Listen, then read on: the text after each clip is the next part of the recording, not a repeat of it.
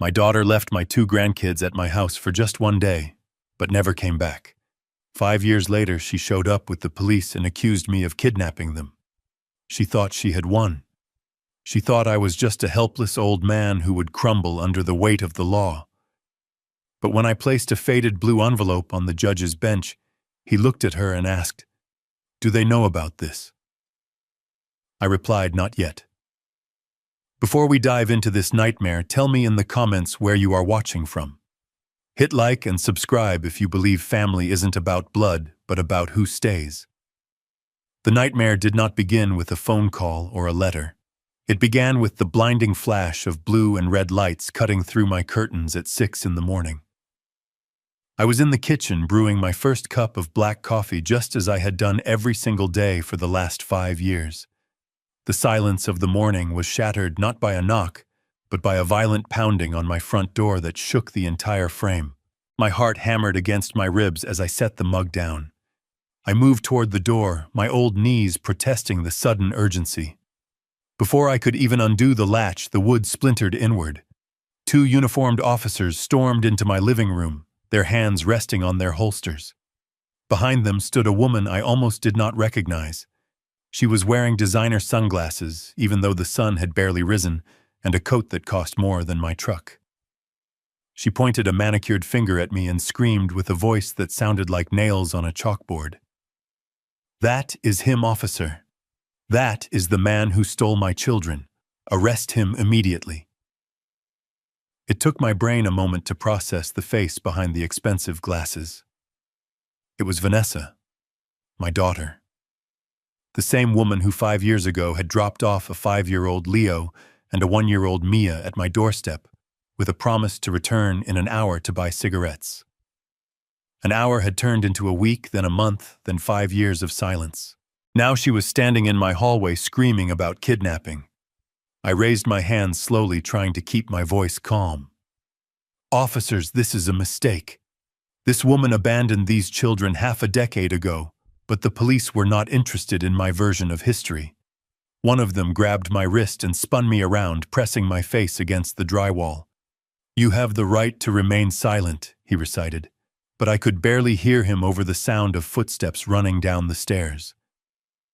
Leo and Mia had been woken by the noise. I saw them freeze on the landing. Leo, now 10 years old, stood in front of his little sister protectively. His eyes went wide as he saw his grandfather being handcuffed. Mia, clutching her teddy bear, looked at the strange woman in the expensive coat and then at me. Grandpa Leo shouted, his voice cracking with terror. "What are you doing? Leave him alone!" Vanessa rushed toward them with a theatrical sob that made my stomach turn. "Oh, my babies," she wailed, reaching out for them. "Mommy is here. Mommy has come to save you from this monster." Mia screamed. It was a primal sound of pure fear. She shrank back against the banister, kicking at Vanessa. "I do not know you. Get away from me. Grandpa, help me." My blood boiled.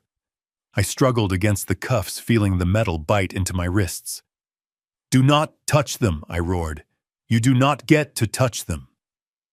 The officer slammed me harder against the wall. "That is enough, Mr. King. We have a court order here granting temporary custody to the mother. You are under arrest for custodial interference and potential kidnapping." I watched helplessly as Vanessa dragged the screaming children out the front door. Leo was fighting, kicking and biting, but the second officer stepped in to help her herd them into a waiting car. The look Leo gave me right before the door closed will haunt me until my dying day. It was a look of absolute betrayal and terror. He was looking at me to fix it, because I had fixed everything for 5 years. I was the one who bandaged their knees. I was the one who taught him to throw a baseball.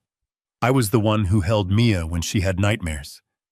And now I was being dragged out of my own home like a criminal, while the woman who abandoned them drove away with my entire world. The ride to the precinct was a blur of humiliation. I sat in the back of the patrol car watching my neighbors peek through their curtains. I saw Mrs. Gable shaking her head. I saw the mailman stop in his tracks. In their eyes I had transformed from Douglas, the quiet, retired mechanic, who walked his grandkids to school, into a monster who had stolen children. The court of public opinion was already in session, and I was losing. They placed me in a cold interrogation room that smelled of stale coffee and bleach. My wrists throbbed. I sat there for hours staring at the scratched metal table. I did not cry. Crying is for people who have hope that someone will come to save them. I knew no one was coming. I had to save myself. Through the one-way glass, I could see movement in the hallway. I saw Vanessa sitting on a bench with a cup of water, looking every bit the distraught mother. She was wiping away tears that I knew were not real. She was performing. I had seen this performance before when she was a teenager, trying to talk her way out of trouble, but she had perfected her craft. She looked polished. She looked wealthy. She looked like a victim. And I looked like a rough old man in a flannel shirt who had kept her from her babies. Officer Ford entered the room. I had known Ford since he was a rookie. I had fixed his father's transmission for free back when times were tough. He sat down opposite me and slid a file across the table. He did not look me in the eye. "Douglas, this looks bad," he said quietly. "She has a temporary order signed by a judge in the city. She claims you refused to let her see the kids. She claims you threatened her. She says she has been in rehab for 5 years, trying to get clean so she could be a mother again, and that you blocked her every attempt to contact them." I laughed. It was a dry, bitter sound. Rehab. She looks like she just stepped off a runway in Milan, Ford. Does that look like rehab to you? Ford sighed and leaned back. It does not matter what she looks like, Douglas. It matters what the paperwork says. She has a high-powered lawyer named Powell. They are pushing for maximum charges. They want to paint you as a controlling, abusive grandfather who took advantage of a mother's vulnerability. I leaned forward, the handcuffs clinking against the table. I looked Ford directly in the eyes. You know me. You know I have been the only father those kids have ever known. You know she left. You were on patrol the night I filed the missing person report 5 years ago. You told me there was nothing you could do because she was an adult who chose to leave. I know, Ford whispered. But the courts favor the biological mother, Douglas, especially one who claims she is recovered and has the means to support them. She showed proof of funds. She has money now. That was the key. Money. Vanessa had left because she was broke and owed money to dealers. Now she was back with designer clothes and a lawyer who probably charged $500 an hour. I sat back and let the silence fill the room. I needed to think. I needed to stop reacting and start planning. Vanessa was not smart enough to pull this off alone. Someone was backing her, and she did not come back for the kids. She hated the responsibility of motherhood. She used to complain when they cried. She used to leave them in dirty diapers for hours until I came home from work. She did not want children. She wanted something else. Why now, Ford? I asked, my voice low and steady. Why after 5 years? Why today? Ford glanced at the door to make sure no one was listening. He leaned in close. She mentioned something about the children's father. I froze. The children's father was a man named Marcus, who had died in a motorcycle accident 6 months before Vanessa left. He was a good man who had made bad choices, but he loved those kids. What about him? I asked. Ford lowered his voice even further. Apparently there was a life insurance policy, a big one. It was tied up in probate for years because of the investigation into the accident. It just paid out last week. The pieces clicked into place with the precision of a well-oiled engine. The insurance money. It was not left to Vanessa. Marcus and Vanessa were never legally married. It would have been left to the children. And whoever had custody of the children would control the money. She is not here for Leo and Mia, I said, the rage turning into a cold, hard knot in my stomach. She is here for the payout. She needs those kids as leverage to access the trust. Ford stood up. I can't help you with that, Douglas. I can only process you. I managed to get the captain to agree to release you on your own recognizance because of your clean record and your age. But there is a restraining order. You cannot go within 500 feet of Vanessa or the children until the hearing on Tuesday. If you violate it, you go straight to jail and you lose any chance of fighting this. I stood up, my legs stiff. I will not go near them, I lied. They processed me out 20 minutes later. I walked out of the station into the bright morning sun. It felt like a different world than the one I had woken up in. My truck was still in my driveway, so I had to walk. It was a long walk, 5 miles of asphalt and fury. When I finally turned onto my street, I saw the aftermath. My front door was hanging off its hinges. The neighbors had gathered on their lawns, whispering and pointing as I walked past. I kept my head high. I did not look at them. I walked up my driveway past the tricycle Mia had left there yesterday afternoon. I stepped inside my house. The silence was heavy. It was not a peaceful silence. It was the silence of a tomb. The air still smelled of the pancakes I had started to make. On the floor lay Mia's favorite stuffed bear, the one she slept with every night. It had been trampled by a police boot. A muddy footprint stained its face. I picked up the bear and dusted it off. I placed it gently on the sofa. I did not cry. I did not scream. I walked into the kitchen and poured the cold coffee down the sink. Then I went to the calendar on the wall. Tuesday. I had 3 days. 3 days to undo 5 years of lies. 3 days to save my grandchildren from a woman who saw them as nothing more than a winning lottery ticket. I went to the basement. I pushed aside the heavy workbench I used for woodworking. Behind it was a small wall safe hidden behind a loose panel. My hands were steady as I dialed the combination. Inside was a stack of cash wrapped in rubber bands, $50,000. It was everything I had. I had sold my beloved vintage truck 3 years ago. I had worked night shifts as a security guard. I had saved every penny for the kids' college fund. Now it was my war chest. I took the money and shoved it into a canvas bag. I grabbed my old leather jacket. I was not going to sit here and wait for a judge to hand my grandchildren over to a wolf in sheep's clothing. I knew the system. The system was slow and blind. I needed to be fast. I walked out the back door and cut through the woods behind my house. I could not use my phone because I knew they might be tracking it. I walked another 2 miles to a payphone outside a gas station that miraculously still worked. I dialed a number I had not used in a decade. Slade picked up on the second ring. He did not say hello, he just breathed into the phone. "I need you," I said. Douglas King Slade's voice was gravel and smoke. "I thought you retired from the life."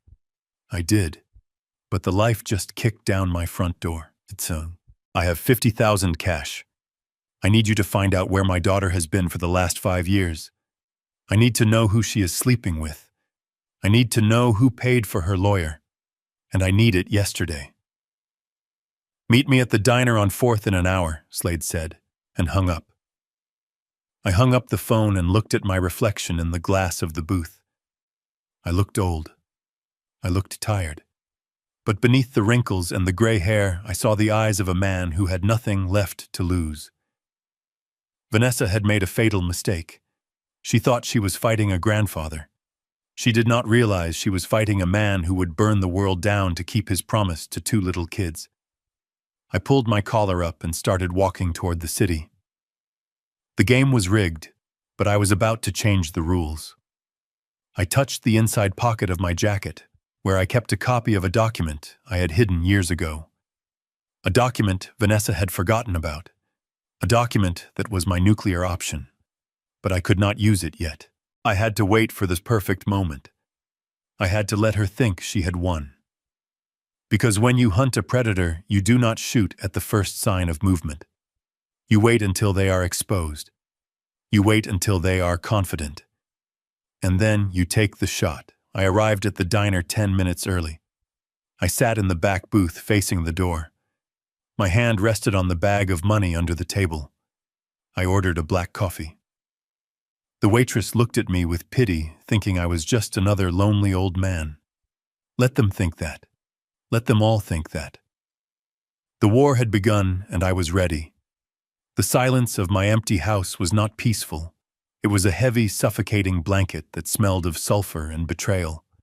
I had walked back from the diner with the cash heavy in my bag, expecting to find only a broken door, but what I found was a war zone. My sanctuary, the home where I had taught Leo to tie his shoes and Mia to ride a bike, had been desecrated. Yellow yolks dripped down the white siding like infected wounds. Shells crunched under my boots as I walked up the driveway. Someone had taken a can of red spray paint to my garage door. The words were jagged and dripping. Child stealer. I stood there for a long moment staring at the accusation. The paint was still wet. This had happened while I was sitting in the diner meeting Slade. I looked around the neighborhood. Usually at this hour, Mrs. Gable would be watering her hydrangeas. Stan from across the street would be washing his car. Today the street was empty. The curtains were drawn, but I could feel their eyes. I could feel the judgment radiating from every window. These were people I had known for 40 years, people who had eaten at my table, people who had watched Vanessa grow up and turn into a nightmare. And yet with one accusation, they had turned on me. I did not wipe the paint off. I did not hose down the eggs. I stepped over the mess and walked through the broken frame of my front door. I propped it shut with a heavy chair and walked into the living room. The red light on my answering machine was blinking furiously. It was full. I pressed play. I hope you rot in hell, you sick old man. We know what you did, Douglas. Those kids belong with their mother.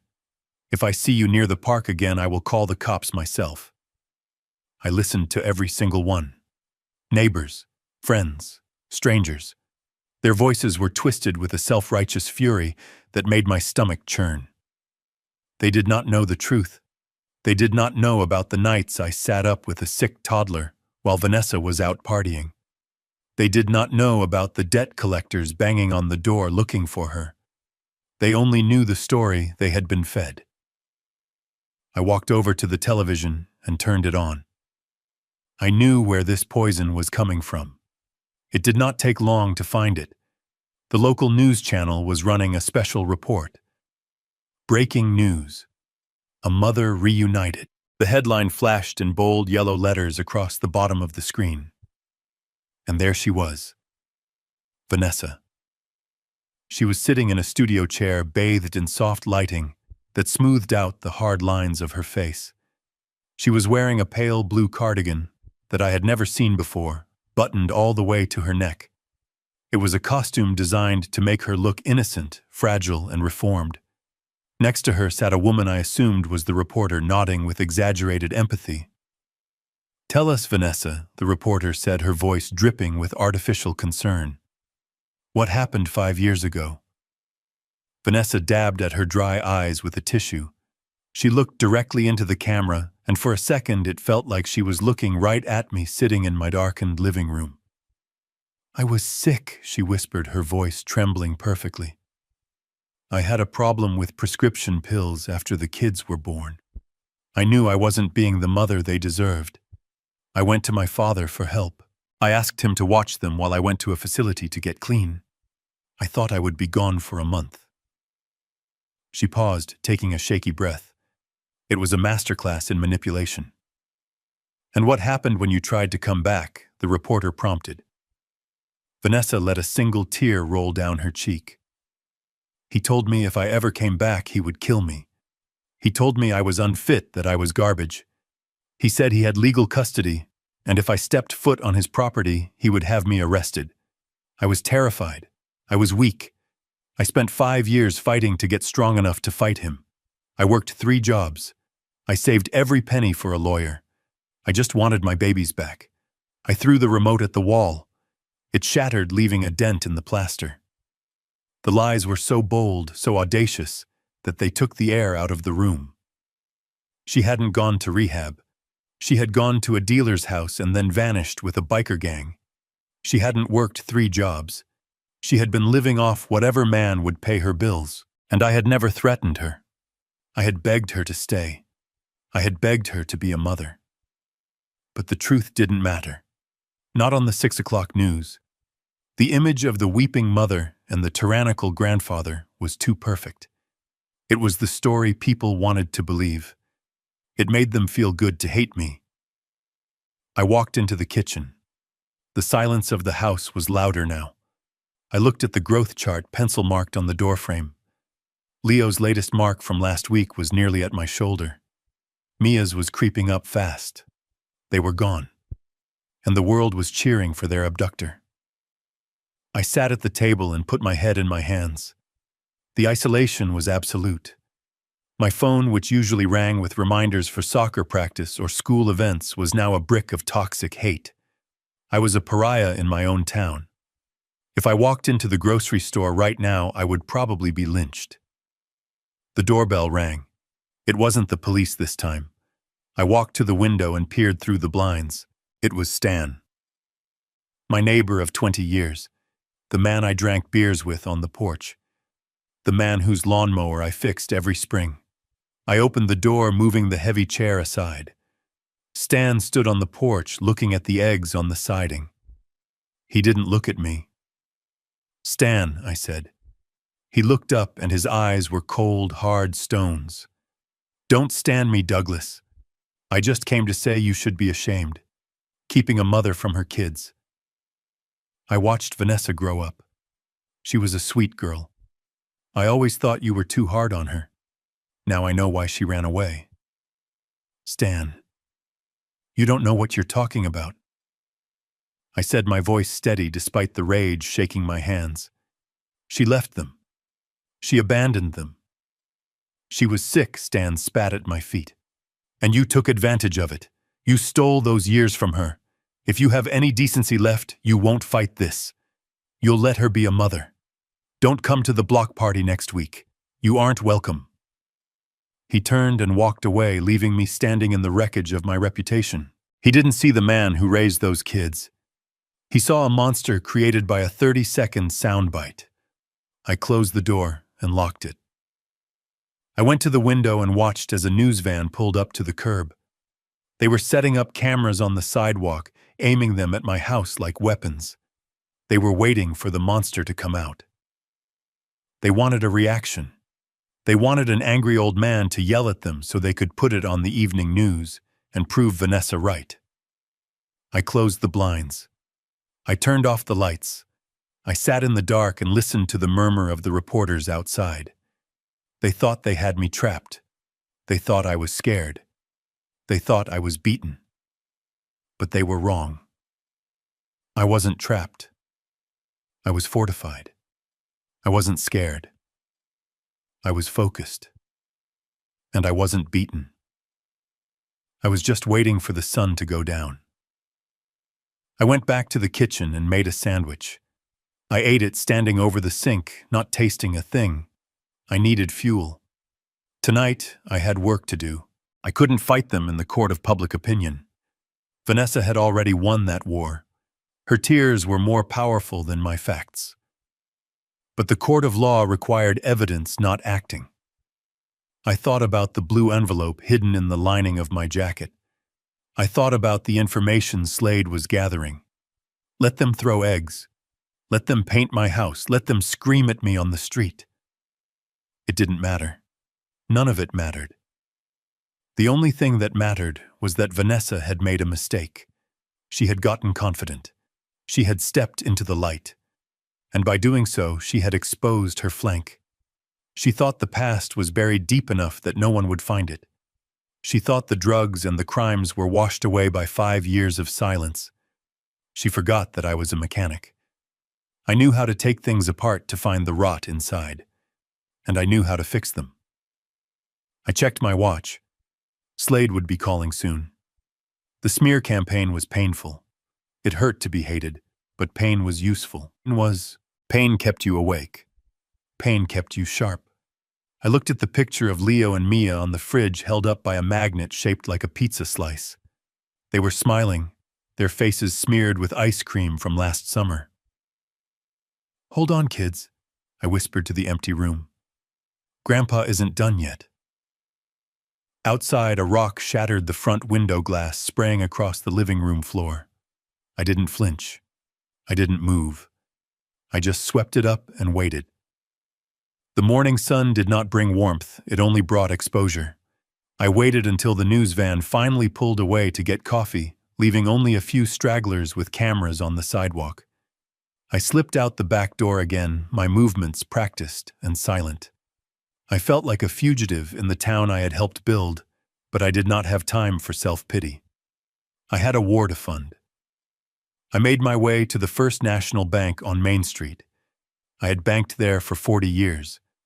I knew the tellers by name. I knew the branch manager's kids' birthdays. But when I walked through the glass double doors that morning, the atmosphere changed instantly. The hum of conversation died. Eyes shifted. I saw the teller Mary swiftly put up a closed sign at her window, even though there was no one in line. I walked straight to the manager's office. Mr. Henderson was a man I had played poker with on Friday nights. He looked up from his desk, and his face went pale. He stood up not to greet me, but as if he were preparing to defend himself. "I am not here to chat, Bill," I said, my voice flat and hard. "I want to make a withdrawal." "Douglas," he stammered, adjusting his tie nervously. "You know I saw the news. Maybe you should come back when things settle down. The police might be monitoring large transactions." I leaned my hands on his mahogany desk. "It is my money, Bill.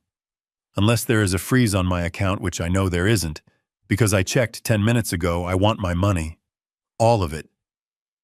"How much?" he asked, his eyes darting to the door. "50,000.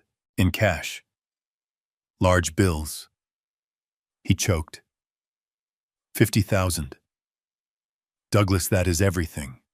That is the college fund. That is your retirement. You told me that money was for the kids. It is for the kids," I said. "I am using it to buy their lives back. Now get the money." He hesitated for a second too long. I saw him reach for the phone. "If you call the police, Bill, I will make a scene that will make the evening news look like a nursery rhyme. I will tell everyone about that offshore account you asked me to keep quiet about during the poker game last year." His hand froze. He nodded slowly. He understood. In this town, everyone had secrets. I had just never used them as leverage before. Today was a day of firsts. He escorted me to the vault, personally. I watched as he counted out the stacks of $100 bills. The smell of the money was distinct ink and cotton and greed. To me, it smelled like gasoline and motor oil. That money was my 1968 Ford F-100 that I had restored bolt by bolt and sold with a heavy heart 3 years ago. It was 5 years of double shifts at the warehouse guarding empty crates while my arthritis screamed. It was every skipped meal, every patch on my boots, almost every sacrifice I had made to ensure Leo and Mia wouldn't start life with nothing. Now I was spending it all in one day, and I would do it again in a heartbeat. I took the thick envelope and shoved it into the inside pocket of my jacket. It felt heavy against my ribs like a second heart.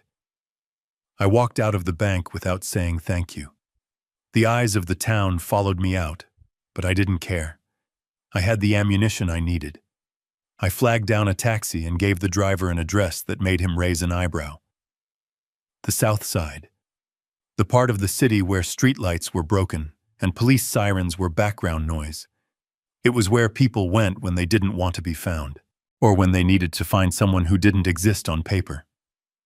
The driver dropped me off on a corner that smelled of stale beer and exhaust. I pulled my collar up and walked toward a neon sign that flickered with a dying buzz. The Blue Note. It wasn't a jazz club. It was a hole in the wall where the floor was sticky and the patrons didn't ask questions. I pushed open the heavy door. The darkness inside was a relief after the glare of the morning. My eyes adjusted to the gloom. I scanned the room. A few regulars were hunched over the bar, nursing drinks that looked like paint thinner. In the back corner booth, sitting in the shadows, was the man I was looking for. Slade. He hadn't changed much in 10 years. He still wore the same trench coat that looked like it had been slept in. His face was a map of scars and bad decisions. He was smoking a cigarette, ignoring the no smoking sign on the wall. Slade was a private investigator in the same way a shark is a fish. He was efficient, ruthless, and bottom-feeding. He used to be a cop until he got tired of the rules. Now he worked for cash, and he got results that legal methods couldn't touch. I slid into the booth opposite him. He didn't look up from his drink. "Douglas King," he rumbled, his voice sounding like gravel in a blender. "You look like hell." "I feel like hell, Slade." He finally looked up. His eyes were sharp, intelligent, and completely devoid of empathy. "I saw you on TV. They painted you pretty ugly, old man. Kidnapper. Abuser. You know it is a lie," I said. Slade shrugged, taking a drag of his cigarette. "Truth doesn't pay the rent, Douglas. Perception does. And right now the perception is that you are the villain. So why are you here? You want me to find a PR firm." I reached into my jacket and pulled out the envelope. I tossed it onto the scarred table. It landed with a heavy thud. Slade looked at the envelope, then at me. He stubbed out his cigarette. He reached out and opened the flap just enough to see the green inside. He whistled low and long. "That is a lot of lawnmower repairs, Douglas. It is $50,000, every dime I have." Slade leaned back, crossing his arms. "That is serious money. You want someone dead." "No," I said. "I want someone exposed. I want you to tear Vanessa's life apart. I want to know where she was every single day of the last 5 years. I want to know who she slept with, who she owed money to, what she ate, and what drugs she put in her veins. I want to know about this man she is with now. Rocco. I want to know his business, his enemies, and his weaknesses."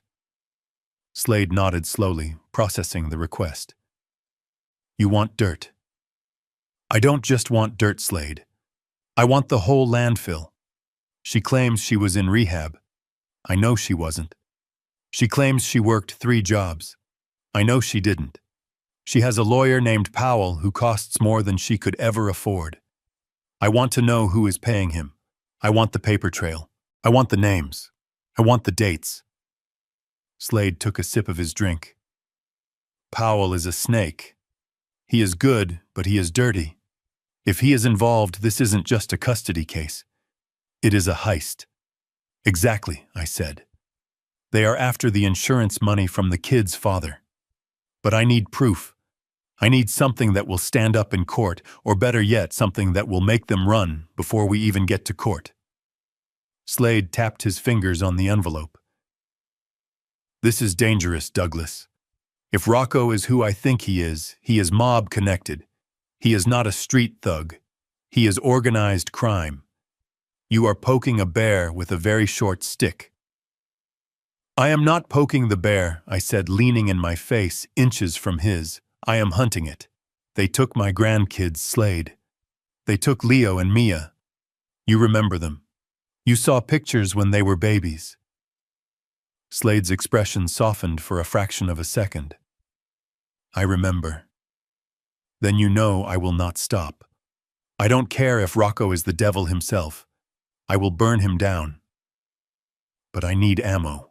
Slade picked up the envelope. He weighed it in his hand. Then he slipped it into his coat pocket. "You have 48 hours.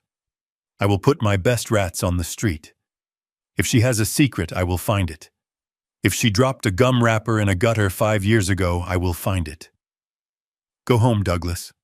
Lock your doors, and don't talk to the cops." I stood up, feeling a strange lightness. The money was gone.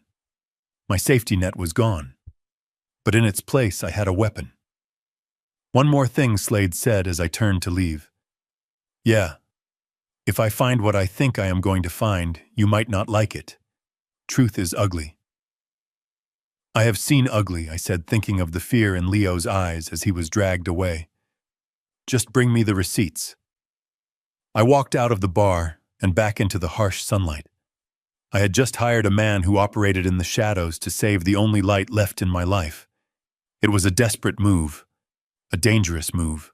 But as I hailed a cab to take me back to my empty, vandalized house, I knew it was the only move I had left. The money was just paper. Leo and Mia were my blood, and I would spend every last drop of it to bring them home. 48 hours turned into 24. Slade did not need 2 days to find the skeletons in my daughter's closet. He only needed 1 night to dig up the entire graveyard. He showed up at my back door long after the streetlights had flickered on his trench coat, damp from the evening mist, and his face set in a grim line that told me the news was not just bad, it was catastrophic. He did not ask for a drink or a seat. He simply walked into my kitchen past the shattered remains of my front door and dropped a thick manila folder onto the table. It hit the wood with a heavy thud that sounded like a judge's gavel sealing a death sentence. I looked at the folder, then at Slade. His eyes were bloodshot. He looked like he had spent the night walking through hell and had brought back a souvenir. "Open it," he said, his voice rougher than usual. "But brace yourself, Douglas. You are not going to see your little girl in there. You are going to see a stranger." My hands trembled as I undid the clasp. I poured the contents out onto the table. Photographs spilled out, glossy and colorful, like a collage of a life I did not recognize. There were dozens of them. They were candid shots taken from a distance, surveillance photos, grainy and dark, and social media printouts that screamed of excess. The first photo showed Vanessa, but not the Vanessa who had cried on television yesterday wearing a modest cardigan. This woman was wearing a sequined dress that barely covered her, standing on a balcony overlooking a city skyline that looked like Las Vegas or Atlantic City.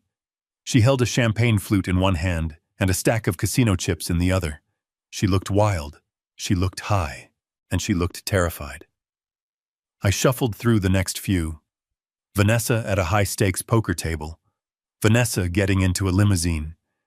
Vanessa wearing a diamond necklace that caught the light with a cold fire. But in every single picture, there was a shadow looming over her. A man. He was in almost every frame. He was older than her, maybe in his late 40s, with slicked back hair and suits that cost more than my house. He had a face that was handsome, in a way a knife is handsome, sharp, and dangerous. In one photo, he had his hand on the back of Vanessa's neck.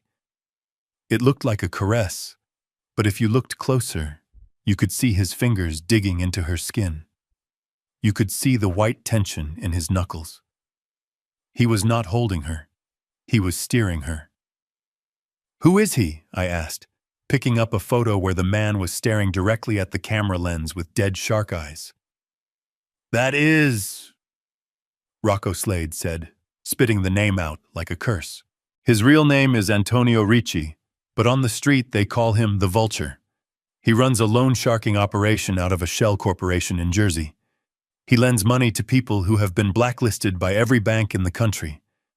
And he doesn't collect interest, Douglas. He collects lives." I looked back at the photos. The glamour began to fade and I saw the reality underneath. The dark circles under Vanessa's eyes covered by thick makeup. The forced smiles. The way she leaned away from him even as she held his arm. "She has been living with him for 3 years. Slade continued, pointing to a document that looked like a lease agreement. "He put her up in a penthouse.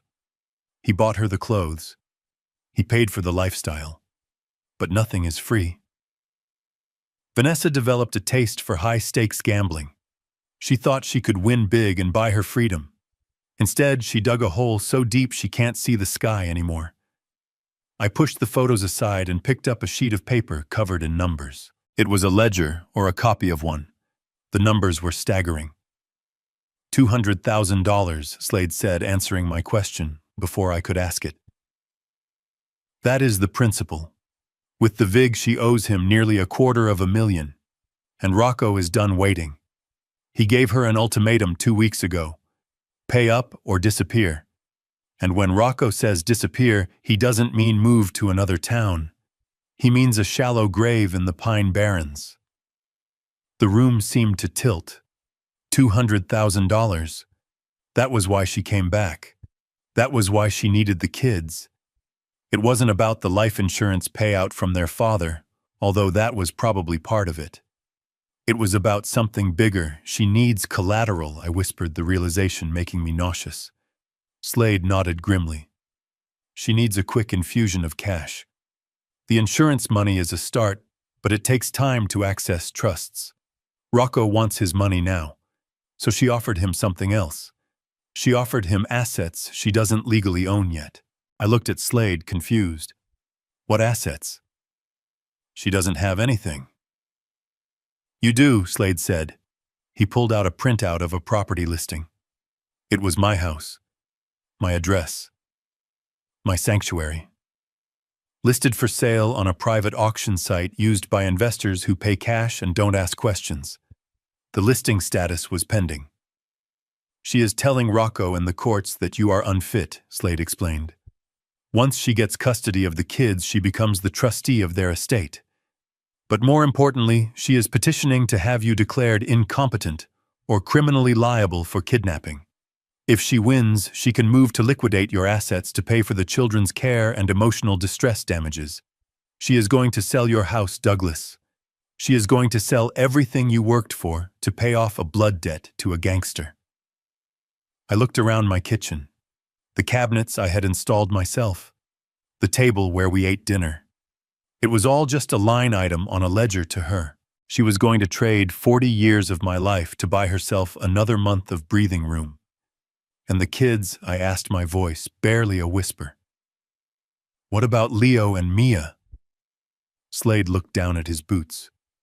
That is the worst part. Rocco isn't a babysitter.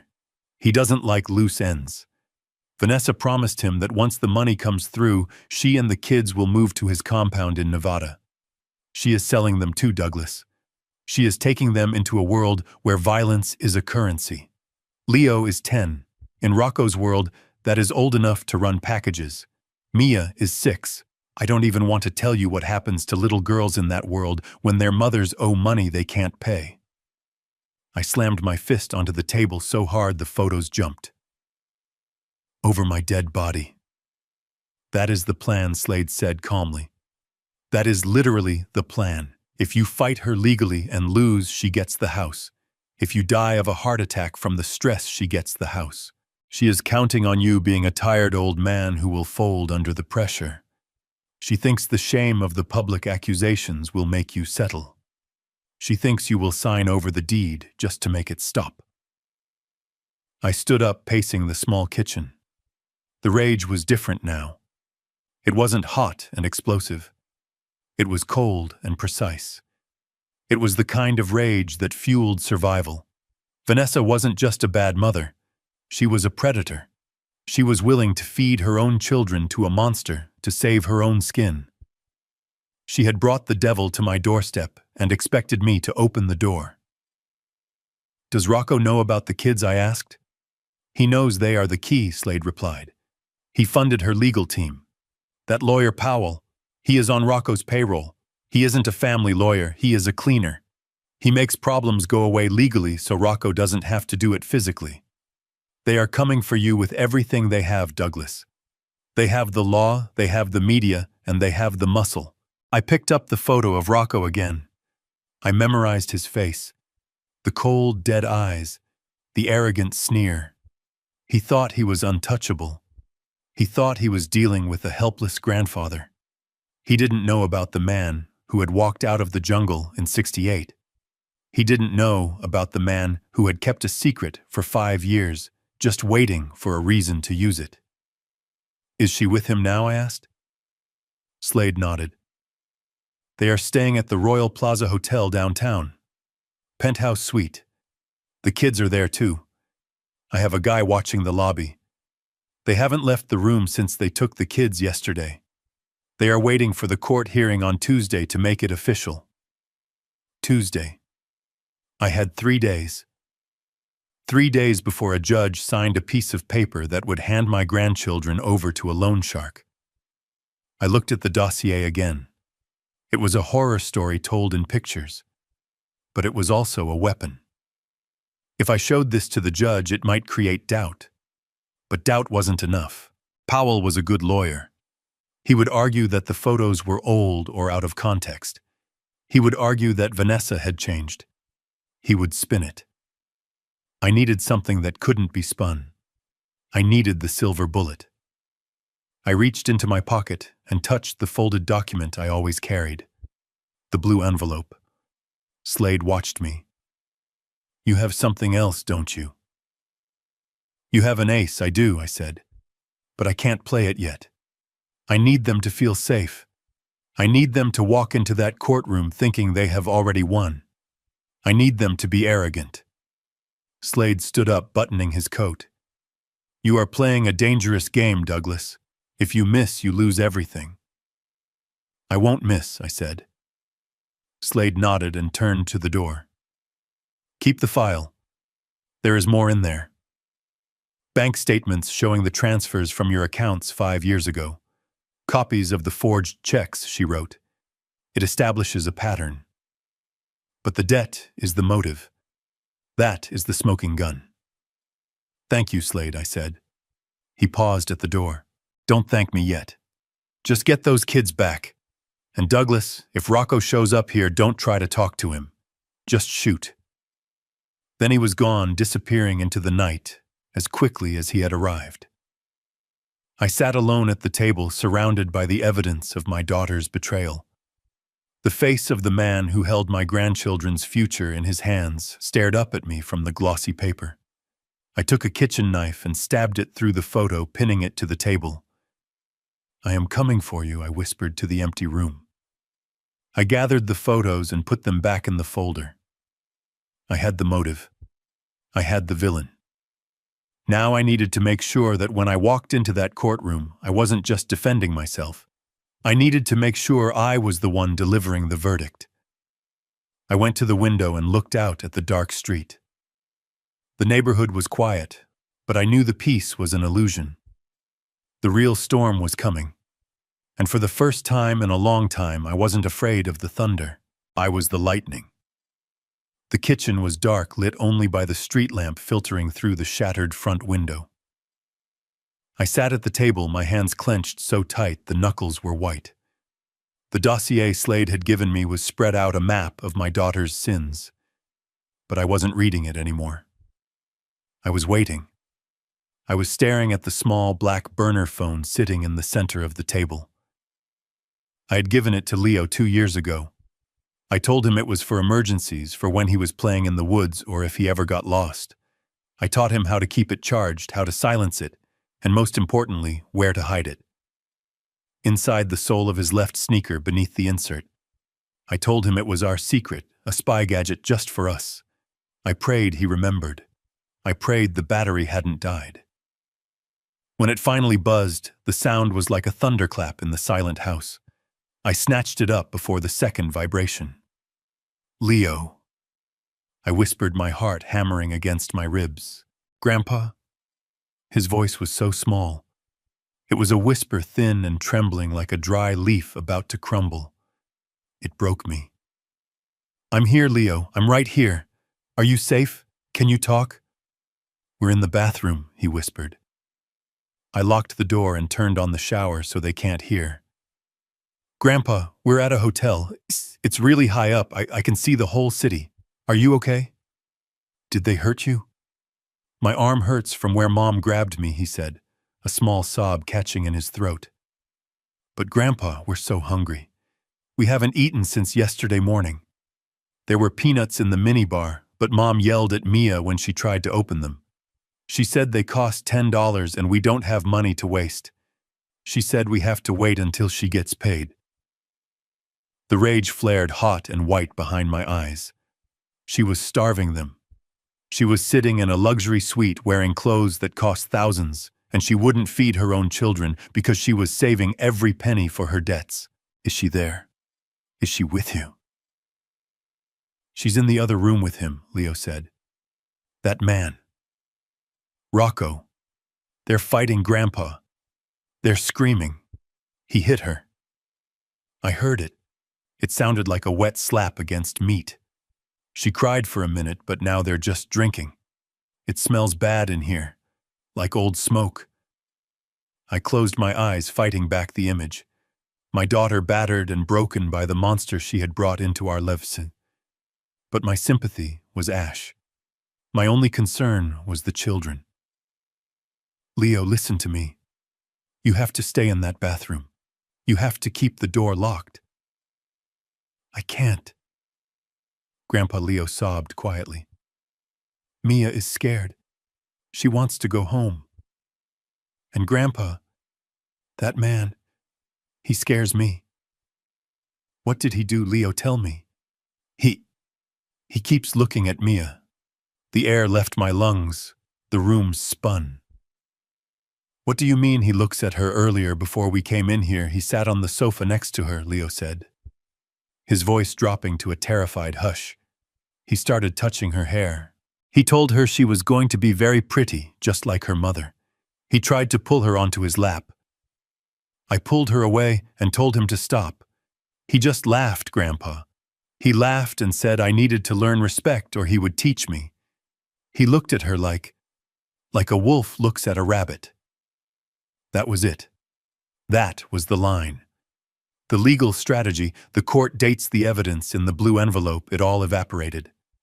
The law was too slow. The police were too bureaucratic. A predator was in the room with my 6-year-old granddaughter touching her hair. A man who collected lives like trophies. Where is Mia now? I asked, my voice turning into something cold and deadly. She's in the tub sleeping, Leo said. She cried until she fell asleep. Grandpa, please. Please come get us. I'm scared. He has a gun. I saw it on the table next to the whiskey bottle. I'm coming, Leo, I said. I'm coming right now. Do not hang up. Put the phone back in your shoe, but leave the line open. If they come in, do not say a word to me. Just let me listen. I need to know where you are in the room. I slipped the phone into my shirt pocket, keeping the line open against my chest. I stood up and the chair fell over behind me. I didn't bother to pick it up.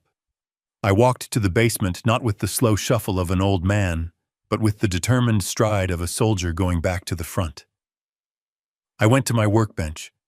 I moved the tool chest aside and pried up the loose floorboard I hadn't touched since I got back from Vietnam. Wrapped in an oilcloth was a tire iron heavy and rusted with age. It wasn't a gun. I didn't believe in keeping guns in the house with kids around. But in close quarters, a tire iron was a tool of my trade. I knew how to use it to break bolts. Tonight, I would use it to break something else. I grabbed a roll of duct tape and a heavy flashlight. I put on my steel-toed work boots. I checked my pockets. The blue envelope. The cash. The burner phone pressing against my heart, where I could feel the faint static of Leo's breathing. I walked out to my truck. I didn't care about the restraining order. I didn't care about the police monitoring my house. I didn't care if I spent the rest of my life in a cell. If Rocco touched one hair on Mia's head, he wouldn't live long enough to see a courtroom. I started the engine. It roared to life, a sound of pure mechanical aggression. I backed out of the driveway, crushing the eggs on the pavement. I didn't look at the neighbors' houses. I didn't look at the spray paint on the garage. I looked only at the road ahead, leading to the city, leading to the Royal Plaza Hotel, leading to the monster who thought he could hurt my family and get away with it. Hold on, Leo, I whispered to the phone in my pocket. Grandpa is coming, and I am bringing hell with me.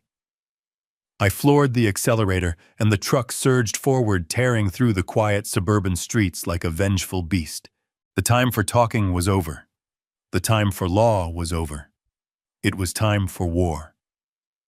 The drive to the Royal Plaza Hotel was a blur of neon lights and white-knuckled rage. My old truck, usually treated with the reverence of a classic, screamed as I pushed the engine past the red line. I did not stop for red lights. I did not slow down for intersections. Every second that ticked by was a second Rocco was in that room with my granddaughter. The image of a wolf looking at a rabbit burned in my mind, fueling a fire that consumed all fear of consequences. I was not a citizen anymore. I was a missile. I didn't bother with the parking garage. I slammed the truck over the curb right in front of the gold-plated revolving doors, the tires screeching on the polished marble of the entryway. A valet in a red vest ran toward me, shouting and waving his arms, but one look at my face made him stop dead in his tracks. I stepped out, the tire iron heavy and cold in my hand, wrapped in the oilcloth like a baton. I didn't run. Running attracts attention. I walked with the heavy, inevitable momentum of a landslide. The lobby was a cathedral of wealth, all crystal chandeliers and velvet carpets. The concierge reached for a phone as I marched past the desk, my boots leaving muddy prints on the pristine floor. I saw his eyes widen as he spotted the iron bar in my hand. I didn't look at him. I looked at the elevator bank. The numbers above the doors counted down. Penthouse. That was where monsters lived. When the elevator doors slid open on the top floor, the silence was absolute. It was thick and expensive. I walked down the hallway counting the room numbers. 2201, 2202. And then I heard it. A scream. It wasn't a child's scream. It was Vanessa. "Get off me! Just give me the bottle!" Then a thud, the sound of a body hitting a wall, and then a child's whimper. Mia, the last remnant of civilization, left my body. I didn't knock. I didn't announce myself. I took a step back, gripped the tire iron with both hands, and unleashed 40 years of manual labor into the lock mechanism. The door was solid, mahogany heavy, and reinforced, but wood has a grain and metal has a breaking point. The first swing cracked the frame. The sound was like a gunshot in the quiet hallway. Inside, the noise stopped. I swung again. The wood splintered, exposing the deadbolt. One more kick, a boot powered by the terror of a grandfather, and the door flew open, crashing against the interior wall. I stepped into the suite. The smell hit me first. Stale cigarette smoke, spilled whiskey, and the metallic tang of fear. The room was a wreck. Lamps were overturned. Clothes were scattered. In the center of the room, standing over Vanessa, who was curled on the floor, clutching her cheek, was Rocco. He turned slowly. He didn't look scared. He looked annoyed. He was in his shirt sleeves, his tie undone, a glass of amber liquid in one hand. On the table behind him, just out of reach, lay the black pistol Leo had warned me about. "You the old man?" Rocco asked, his voice smooth and oily. "You got a death wish, Grandpa? Get out before I didn't let him finish. I wasn't there to talk. I wasn't there to negotiate. I closed the distance between us in 2 strides. Rocco was fast, younger, and meaner than I expected. He threw the whiskey glass at my face. It shattered against my forehead, blinding me for a split second with stinging alcohol and blood. I didn't stop. I swung the tire iron low, aiming for the knee. It connected with a sickening crunch.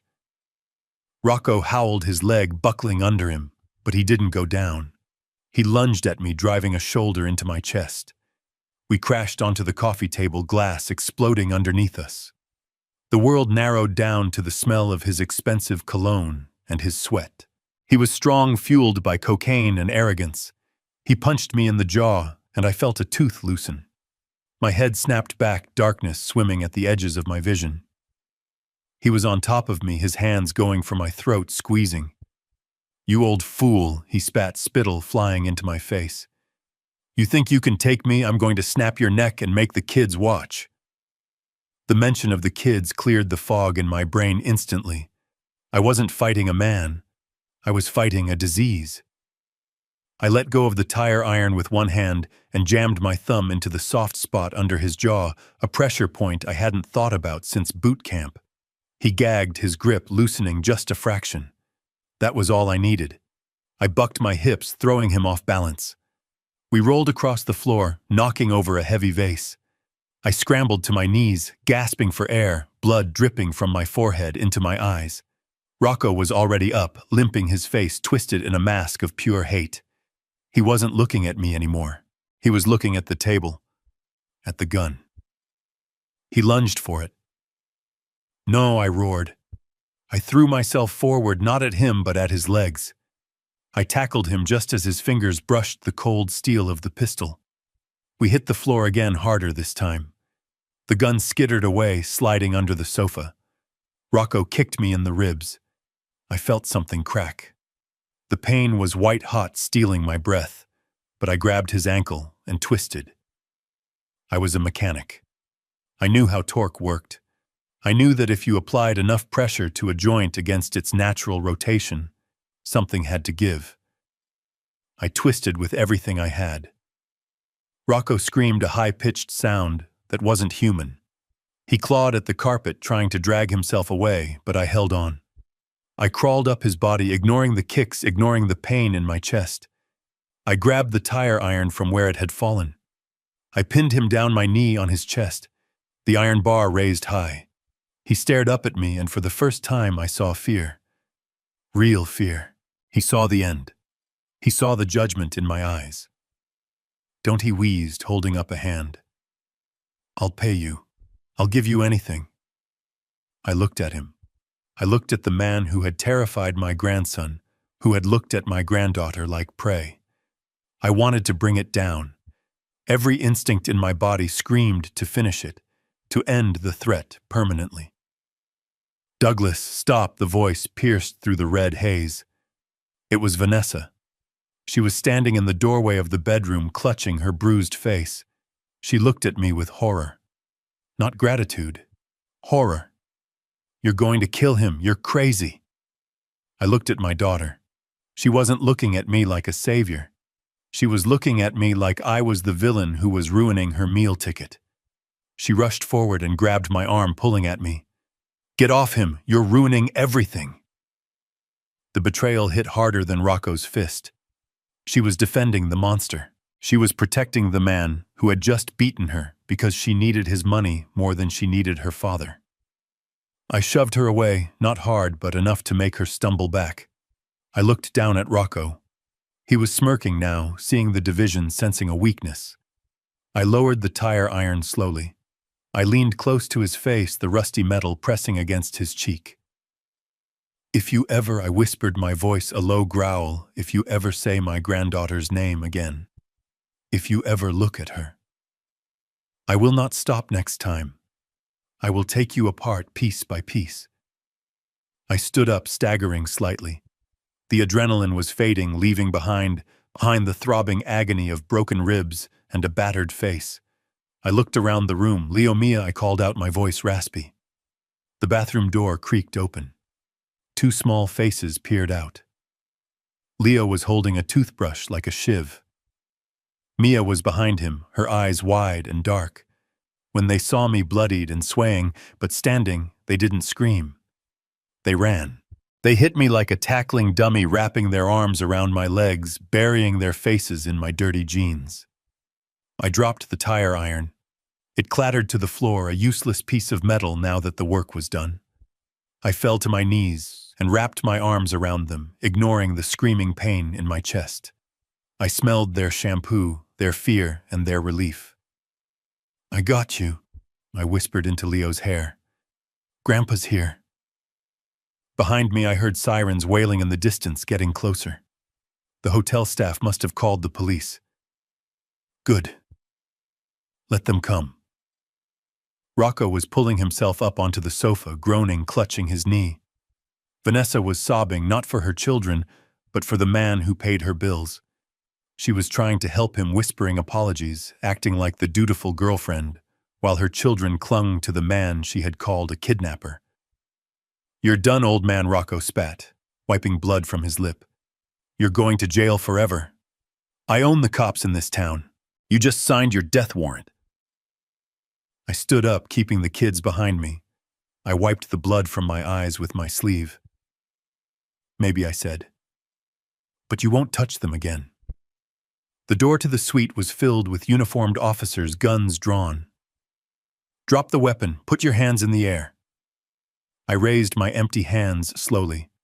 I didn't look at the cops. I looked at Vanessa. "Tell them the truth, Nessie," I said, using her childhood nickname. "Tell them he hit you. Tell them he threatened the kids. This is your chance. Be a mother. Just once." Vanessa looked at the police. Then she looked at Rocco, who was glaring at her with a silent threat in his eyes. She looked at the kids, and then she looked at me. Her face hardened. The mask slid back into place. "He broke in," she screamed, pointing at me just like she had yesterday morning. "He's crazy. He tried to kill my fiancé. He attacked us. Look at what he did. My heart didn't break this time. It just turned to stone."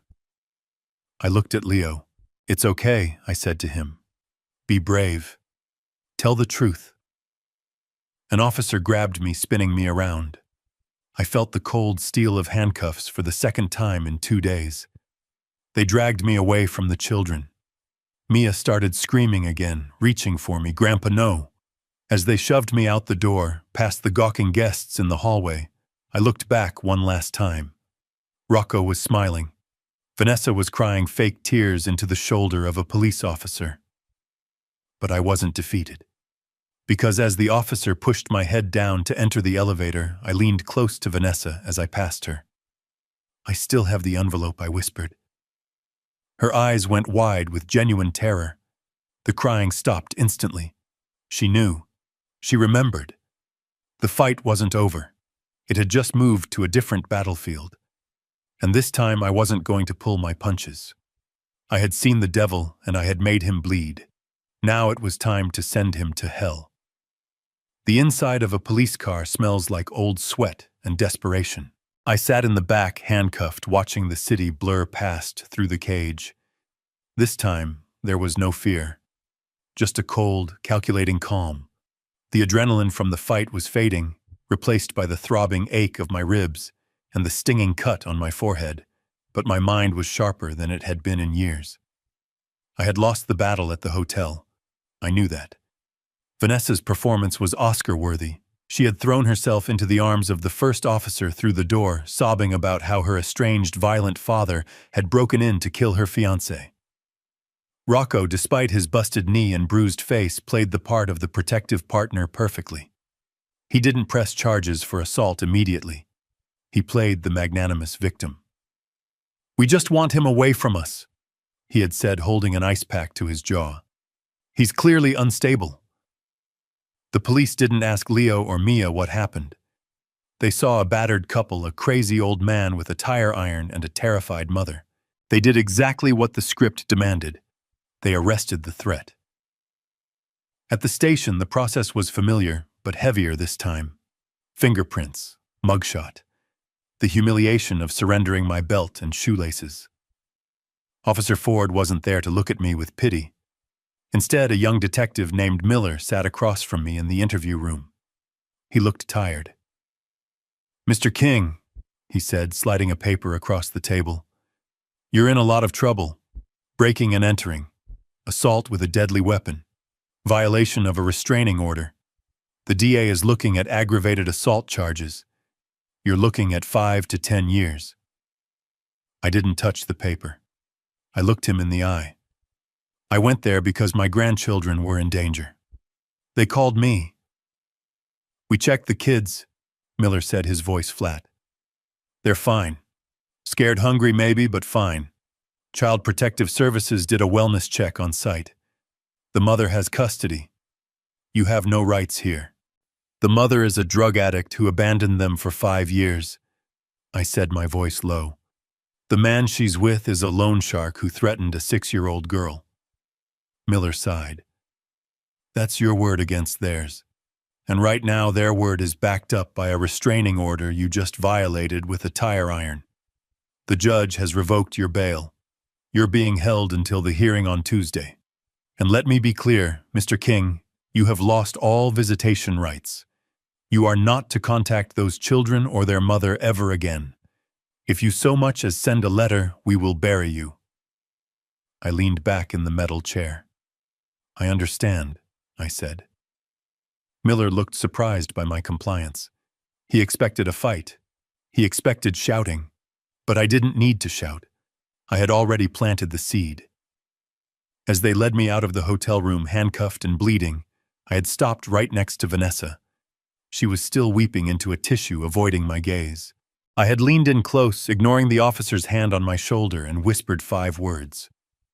I still have the envelope. I saw her stiffen.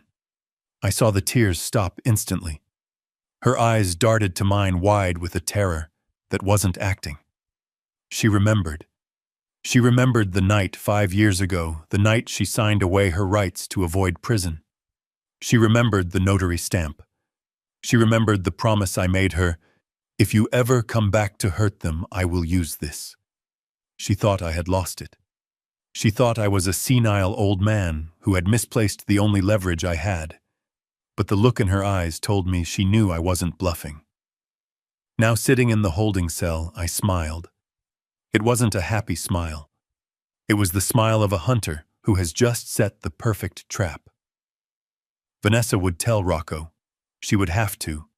And Rocco, being a man who survived on paranoia and control, would want to know what was in that envelope.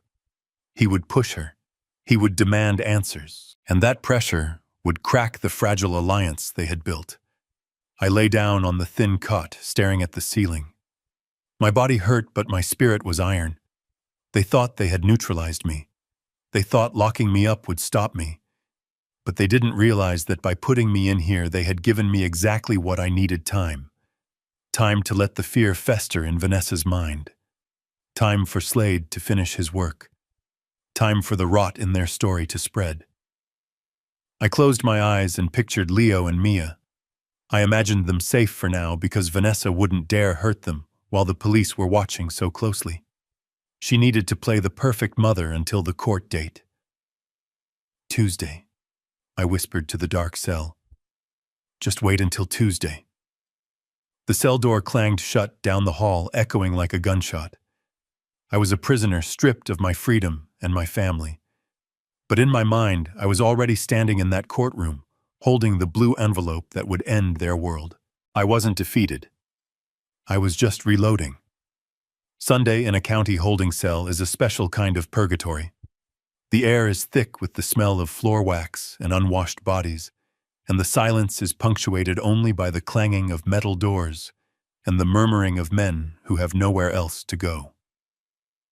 I sat on the edge of my bunk, staring at the concrete floor, counting the cracks.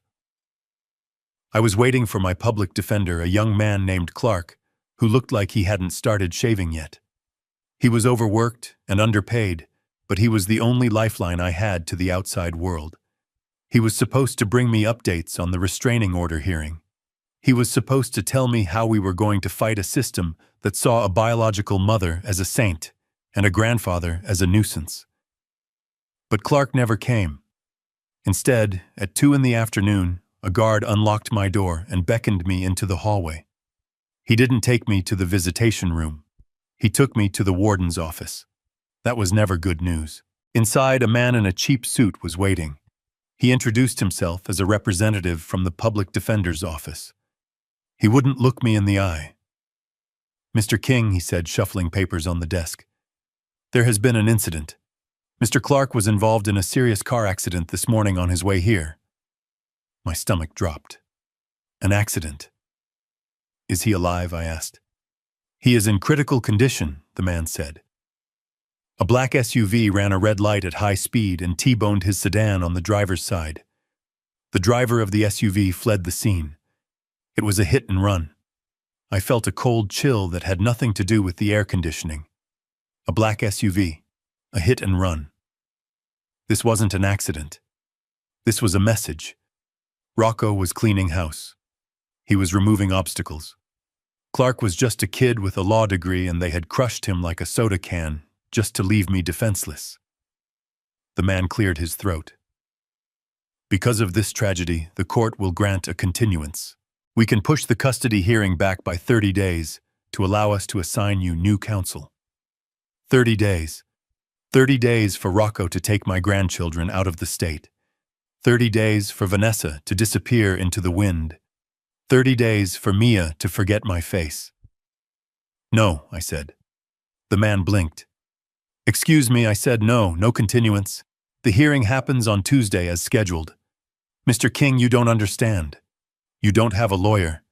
You are facing serious felony charges and a complex custody battle. You cannot go in there alone. I leaned forward. If I wait 30 days, my grandchildren will be gone. I don't care about the charges. I don't care about the felonies. I care about the kids. I will represent myself. The man looked at me like I was insane. He tried to argue, but I shut him down. I signed the waiver. I signed away my right to competent counsel because competent counsel took too long. I was going into the lion's den naked, but I didn't have a choice. Back in my cell, the reality of my decision set in. I was a mechanic, not a lawyer. I knew how to fix an engine, not how to cross-examine a witness. I had the truth, but in a courtroom, truth is just a story unless you can prove it. An hour later, the guard came back. You have a visitor, King. Lawyer. I thought maybe the public defender's office had sent someone else despite my refusal. But when I walked into the visitation room, the man sitting on the other side of the glass wasn't a public defender. He was wearing a suit that cost more than a year of my pension. He had a gold watch that glinted under the fluorescent lights, and a smile that looked like it had been sharpened. It was Powell, Vanessa's lawyer, the shark Rocco had paid for. He picked up the phone on his side of the glass. I picked up mine. Mr. King, he said, his voice smooth and cultured. A pleasure to finally meet the man causing so much trouble. What do you want, Powell? I asked. I'm here to offer you a lifeline, he said. I heard about your lawyer. Tragic. Truly tragic. These city streets are dangerous. The threat was subtle, but it was there. We can reach anyone. I didn't blink. Get to the point. Powell opened his briefcase and pulled out a single document. He pressed it against the glass. It was a quitclaim deed, a transfer of property ownership. Here is the deal, Douglas. Can I call you Douglas? You sign over your house to Vanessa. Today. In exchange, she drops the kidnapping accusations. We tell the DA she misunderstood the situation, that you were just a confused grandfather trying to help. The assault charges from the Hotel Rocco won't testify. The case goes away. You walk out of here a free man. I looked at the document. It was the end game. They didn't just want the kids. They wanted the asset. They needed the house to pay Rocco. If I signed, I would be homeless, destitute, and forbidden from ever seeing Leo and Mia again. But I would be free. And if I don't, I asked. Powell smiled, and it was a terrifying thing. If you don't, we go to court on Tuesday. With no lawyer, you will be destroyed. I will paint you as a violent, senile, abusive monster. You will get 10 years in state prison for the assault on Rocco. And Vanessa will get the house anyway through a civil suit for damages. You lose everything, Douglas. This way, you at least get to keep your freedom. He leaned in closer, his breath fogging the glass. Think about it. You're 70 years old. Do you really want to die in a cage? I looked at the deed. I looked at Powell's smug face. He thought he had me. He thought he had checkmated the old man. He didn't know about the envelope. He didn't know about the diary Slade was hunting for right now.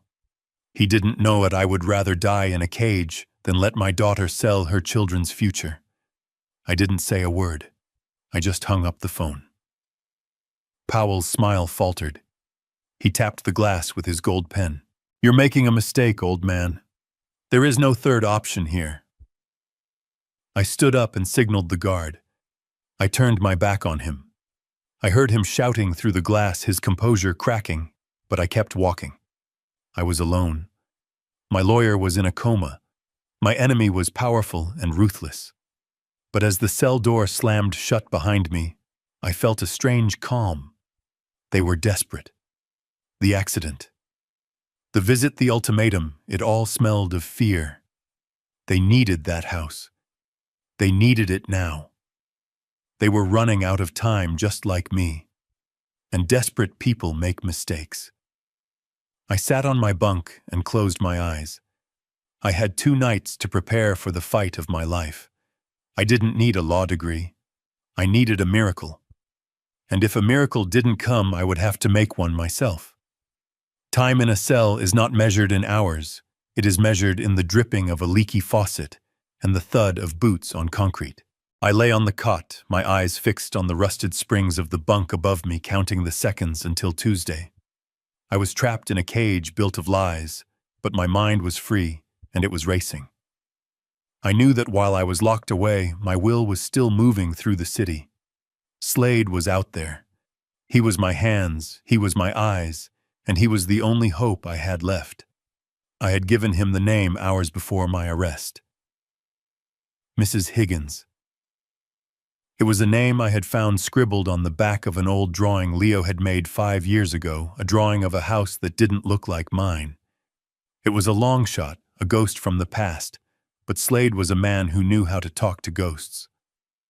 While I paced to the length of my 6x8 cell, Slade was pulling his beat-up sedan up to a crumbling boarding house on the edge of the industrial district. He told me later that the place smelled like wet cardboard and cat litter. The windows were boarded up with plywood, and the front porch sagged under the weight of years of neglect. It was the kind of place people went to disappear, the kind of place Vanessa had dragged my grandchildren to before she finally dumped them on my doorstep. Slade pounded on the door. He didn't knock, he pounded. He knew time was a luxury we didn't have. The door creaked open, revealing a woman who looked like she had been carved out of dried apple wood. Mrs. Higgins was 80 if she was a day, clutching a lit cigarette in one hand and a baseball bat in the other. She squinted at Slade, her eyes milky with cataracts but sharp with suspicion. "What do you want, cop?" she croaked, smoke curling from her lips. "I paid my taxes in '82, leave me alone." "I am not a cop," Slade said, holding up a picture of Vanessa. "I am looking for her. She lived here 5 years ago. Skipped out on rent, I bet." Mrs. Higgins leaned forward, squinting at the photo. Her face twisted into a scowl that could curdle milk. "That little witch," she spat. "Vanessa. Yeah, I remember her. Left in the middle of the night, owing me 3 months' rent. Left a mess you wouldn't believe. Broken bottles, holes in the walls. And those poor kids, crying all the damn time. I almost called CPS myself, but I didn't want the heat." Slade pulled a roll of cash from his pocket. It was part of the $50,000 I had given him. He peeled off $500. "I am not here to collect her rent," he said. "I am here to buy her trash. Did she leave anything behind?" Mrs. Higgins eyed the money. Her grip on the bat loosened. "She left a bunch of junk," she grunted. "I told her if she didn't come back for it, I was gonna burn it. Never did, though. Too lazy, I guess. It is all out back in the shed. Probably rat food by now." She snatched the money from Slade's hand faster than a striking cobra. "Take whatever you want," she said, gesturing with the cigarette. "Just don't bring it back in the house." Slade walked around the side of the house to the backyard. The shed was a leaning structure of corrugated tin and rotting wood overgrown with thorny vines. The padlock was rusted shut, but Slade didn't bother with a key. He found a heavy rock and smashed the hasp until it gave way. Inside, the air was thick with dust and the smell of mildew. It was a graveyard of abandoned lives. Boxes of old clothes, broken lamps, stacks of yellowed newspapers. Slade pulled out a flashlight and started digging. He wasn't looking for clothes or furniture. He was looking for paper. He was looking for the mind of the enemy. He spent 2 hours in that sweltering shed, shifting through garbage. He found baby clothes that made his heart heavy knowing they belonged to Leo and Mia. He found empty pill bottles with Vanessa's name on them. He found letters from debt collectors. But none of that was the silver bullet. We needed something that proved intent. We needed something that showed she didn't just leave because she was sick, but because she had a plan. He was about to give up when he saw it, tucked inside an old shoebox wrapped in a plastic grocery bag to protect it from the damp. A black composition notebook. the kind kids use for school. Slade wiped the grime off the cover and opened it. The handwriting was erratic, jagged scrawl that spoke of manic energy. It was a diary, or a manifesto. He flipped through the pages. It was mostly rambling complaints about money, about how unfair the world was, about how much she hated being a mother. But then near the end, he found an entry dated 2 days before she abandoned the kids. Slade took a picture of the page with his phone and sent it to a secure server. Then he shoved the notebook into his coat. He walked back to the house where Mrs. Higgins was watching him from the porch. "Find anything good?" she cackled. Slade didn't answer. He just handed her another $100 bill. "You never saw me," he said. He drove straight to the county jail. It was visiting hours, and he had called in a favor with a guard he knew to get a private room. When I sat down opposite him, he didn't say a word. He just slid the notebook through the slot in the glass partition. "Read the marked page," he said. I opened the book. The paper was brittle and smelled of mold. I found the page Slade had dog-eared. My hands shook as I read my daughter's handwriting. April 10th. I can't take it anymore. The kids are dead weight. Rocco says if I want to be with him, I have to be free. I have a plan. I'll dump them on the old man. He's too soft to say no. I'll tell him I'm going to rehab. He'll believe it because he wants to believe it. I'll disappear for a few years, let him raise them, spend his money on them. Then when he kicks the bucket or gets too old to fight, I'll come back. I'll claim I'm recovered. I'll take the kids back and sell his house. It's my inheritance anyway. Why wait until he's dead? If I play my cards right, I can get everything. The kids are just pawns. Once I have the money, I can send them to boarding school or whatever. I just need to get free. I read it twice. Then a third time. The words burned into my retinas. The kids are just pawns. Why wait until he's dead? It wasn't just abandonment. It was a long con. She had planned this 5 years ago. She had looked at her own children and seen nothing but leverage for a future payday. She had looked at me not as a father, but as a bank account to be drained. I closed the book. I felt a cold calm settle over me. This was it. This was the proof of premeditation. This was the proof that she wasn't a victim of addiction, but a sociopath playing a long game. This changes everything I said looking up at Slade.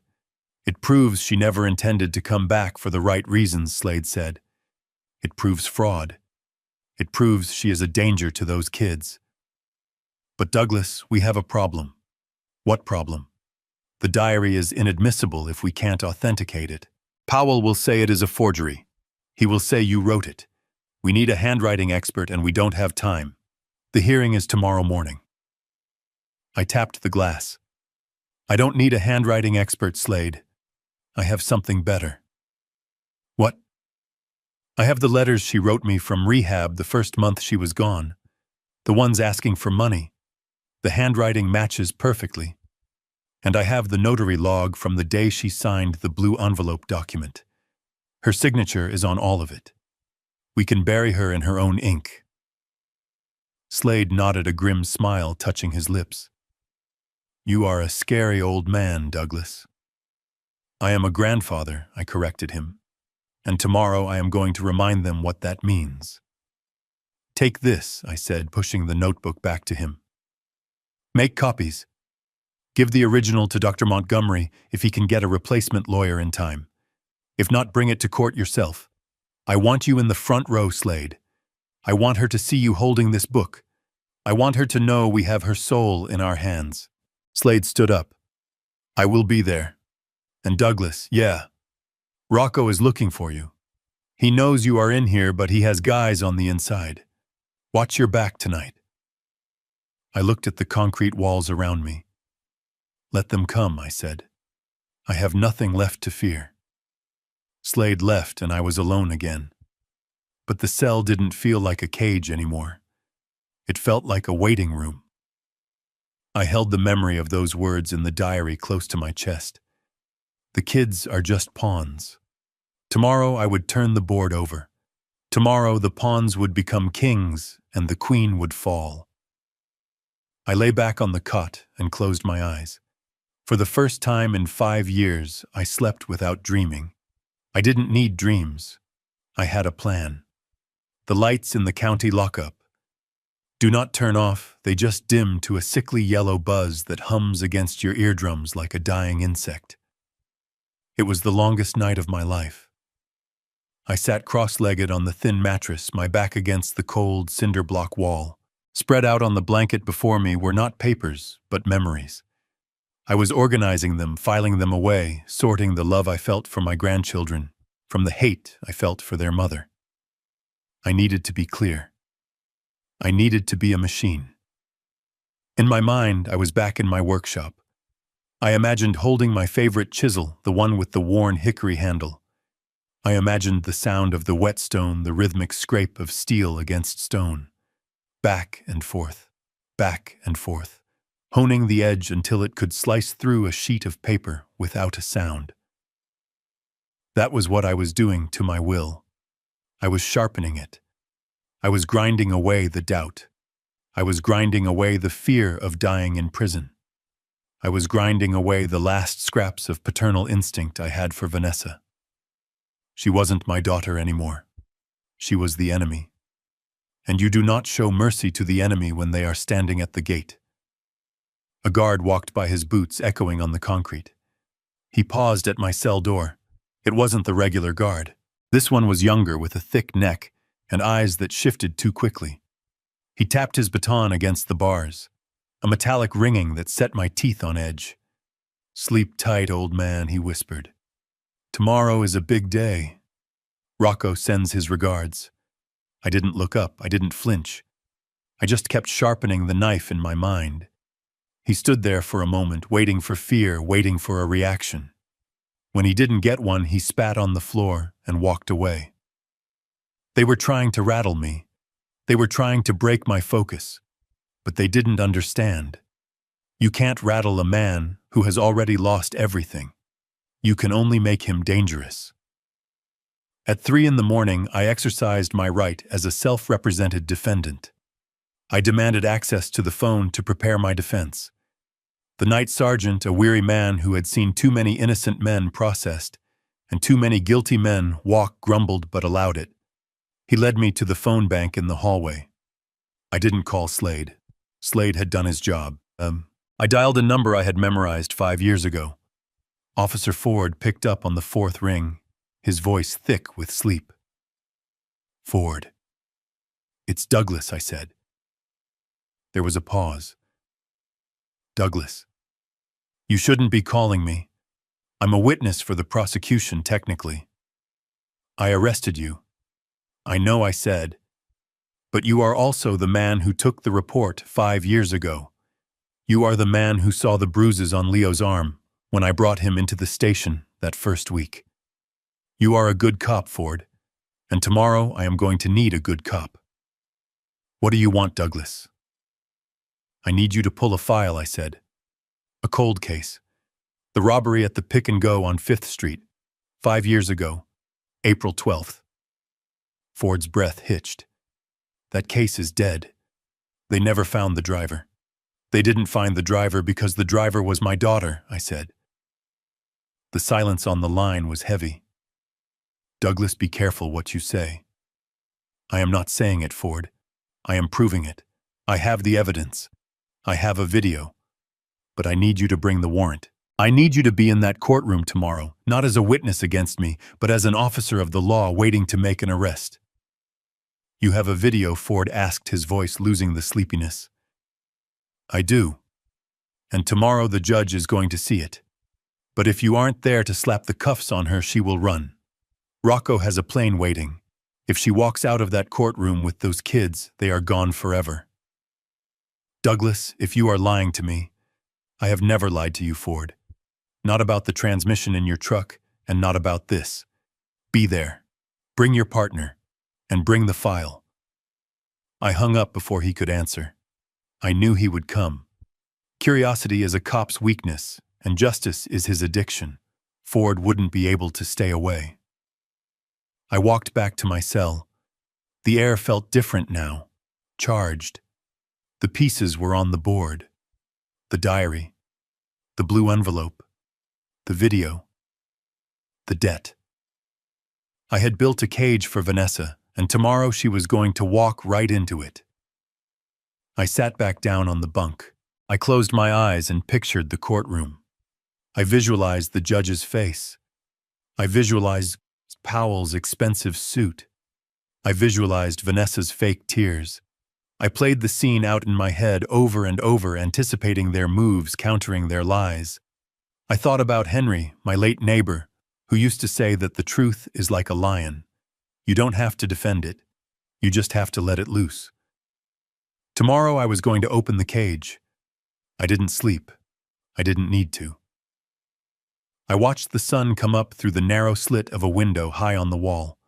The gray light filtered in, turning the concrete from black to ash. It was Tuesday, Judgment Day. The guard came to collect me at 7. He had a pair of shackles in his hand. "Time to go, King," he sneered. I stood up. I straightened my shirt. I held out my hands for the chains. They felt light. Everything felt light. I wasn't a prisoner walking to his sentencing. I was a gladiator walking into the arena. I walked down the hallway, the chains rattling a steady rhythm. I kept my head up. I kept my eyes forward. I was ready. The knife was sharp.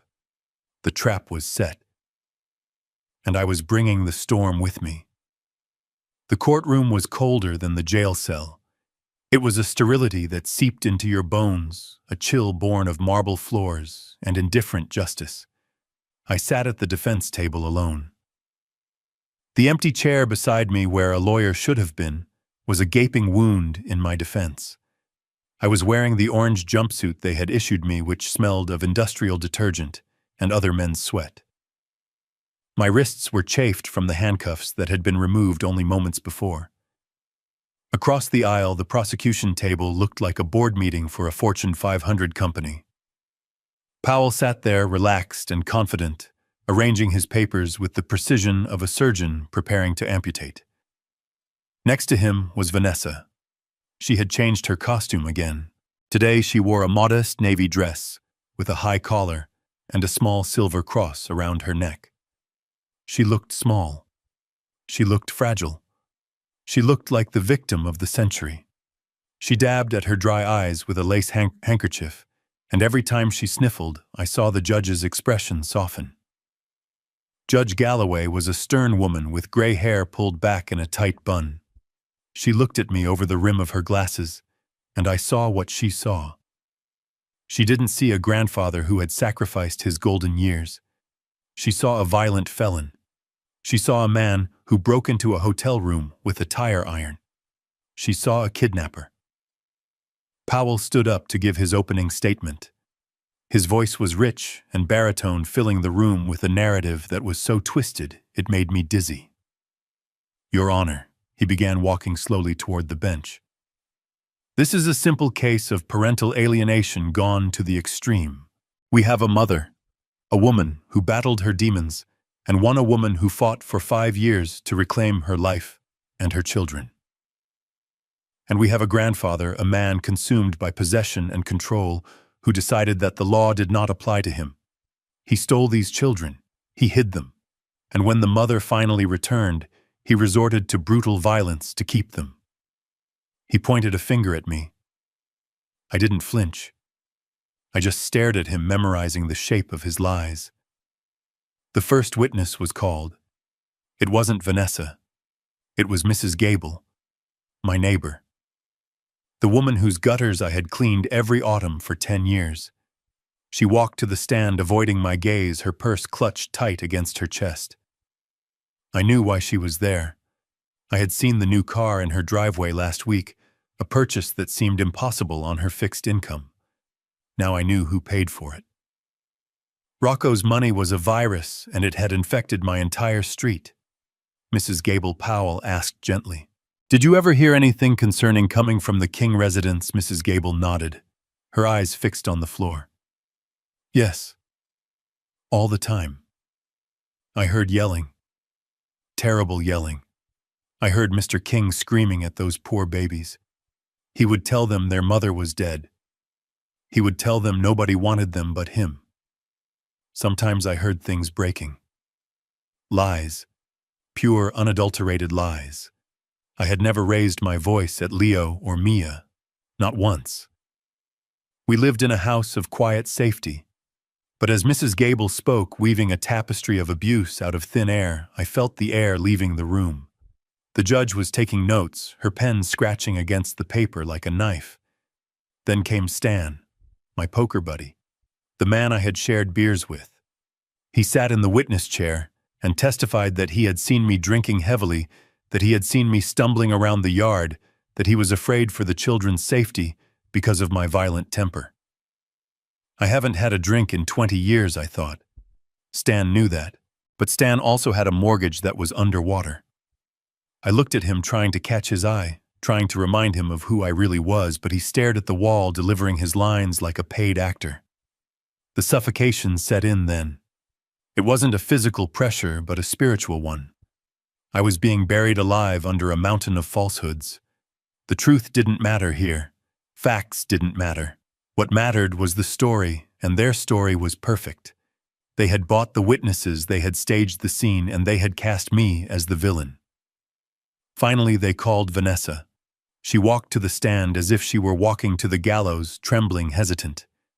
When she sat down, she looked at me for a fleeting second, and I saw a flash of triumph behind the tears. "Tell us," Vanessa Powell said softly. "Why did you leave 5 years ago?" Vanessa took a deep, shuddering breath. "I didn't want to leave. He made me. He told me I was unfit. He told me if I didn't go to rehab, he would call the police and have me arrested for things I didn't do. I was scared. I was young, so I went. I checked myself into a facility 3 states away. I wrote to him every week. I begged to speak to Leo and Mia, but he never answered. He blocked my number. He stole my babies." She broke down, then sobbing into her hands. It was a performance that would have moved a stone. The judge looked at her with profound sympathy. Then she looked at me with pure disgust. "And when you returned," Powell pressed. "He tried to kill us," Vanessa whispered. "He came to our hotel room. He had a metal bar. He beat my fiancée. He screamed that I would never see my children again. I thought I was going to die. I just want to be a mom. I just want to take my babies home and forget this nightmare." The courtroom was silent, save for her weeping. I sat there, my hands clenched under the table. I wanted to scream. I wanted to stand up and roar that she was a liar, a thief, a junkie who had sold her soul to a loan shark. But I knew that any outburst would only prove their point. It would prove I was the angry, violent man they claimed I was. I was trapped in a box they had built, and the walls were closing in. I looked at the judge. I could see the verdict forming in her mind. She was going to give them everything. She was going to hand Leo and Mia over to the woman who viewed them as collateral. I felt a bead of sweat roll down my back. This was what drowning felt like. You fight and you fight, but the water just keeps coming. Powell looked at me and smirked. He checked his gold watch. He thought it was over. He thought the old mechanic was crushed. But amidst the suffocating injustice, amidst the betrayal of my neighbors and the lies of my daughter, my hand brushed against the pocket of my jumpsuit. I could feel the sharp corner of the blue envelope through the fabric. It was still there. They hadn't found it when they booked me. They hadn't looked hard enough. Let her cry, I thought. Let them lie. Let them build their tower of deceit as high as they wanted. The higher it went, the harder it would fall. The judge cleared her throat. "Mr. King," she said, her voice like ice, "do you have any cross-examination for the witness? Or do you have any defense to present at all?" I stood up slowly. The chains on my ankles rattled a harsh sound in the quiet room. I didn't look at the judge. I looked at Vanessa. She stopped crying and looked back at me, her eyes wary. "Yes, Your Honor," I said, my voice raspy but steady. "I don't have a lawyer. I don't have fancy witnesses. But I do have a question." I walked out from behind the table, moving toward the witness stand. I didn't look like a lawyer. I looked like a convict. But as I approached my daughter, I saw the fear return to her eyes. She knew I wasn't finished. She knew the game wasn't over until the final card was played. I took a breath, filling my lungs with the stale air of the courtroom. The suffocation was gone. Now there was only the cold clarity of the end.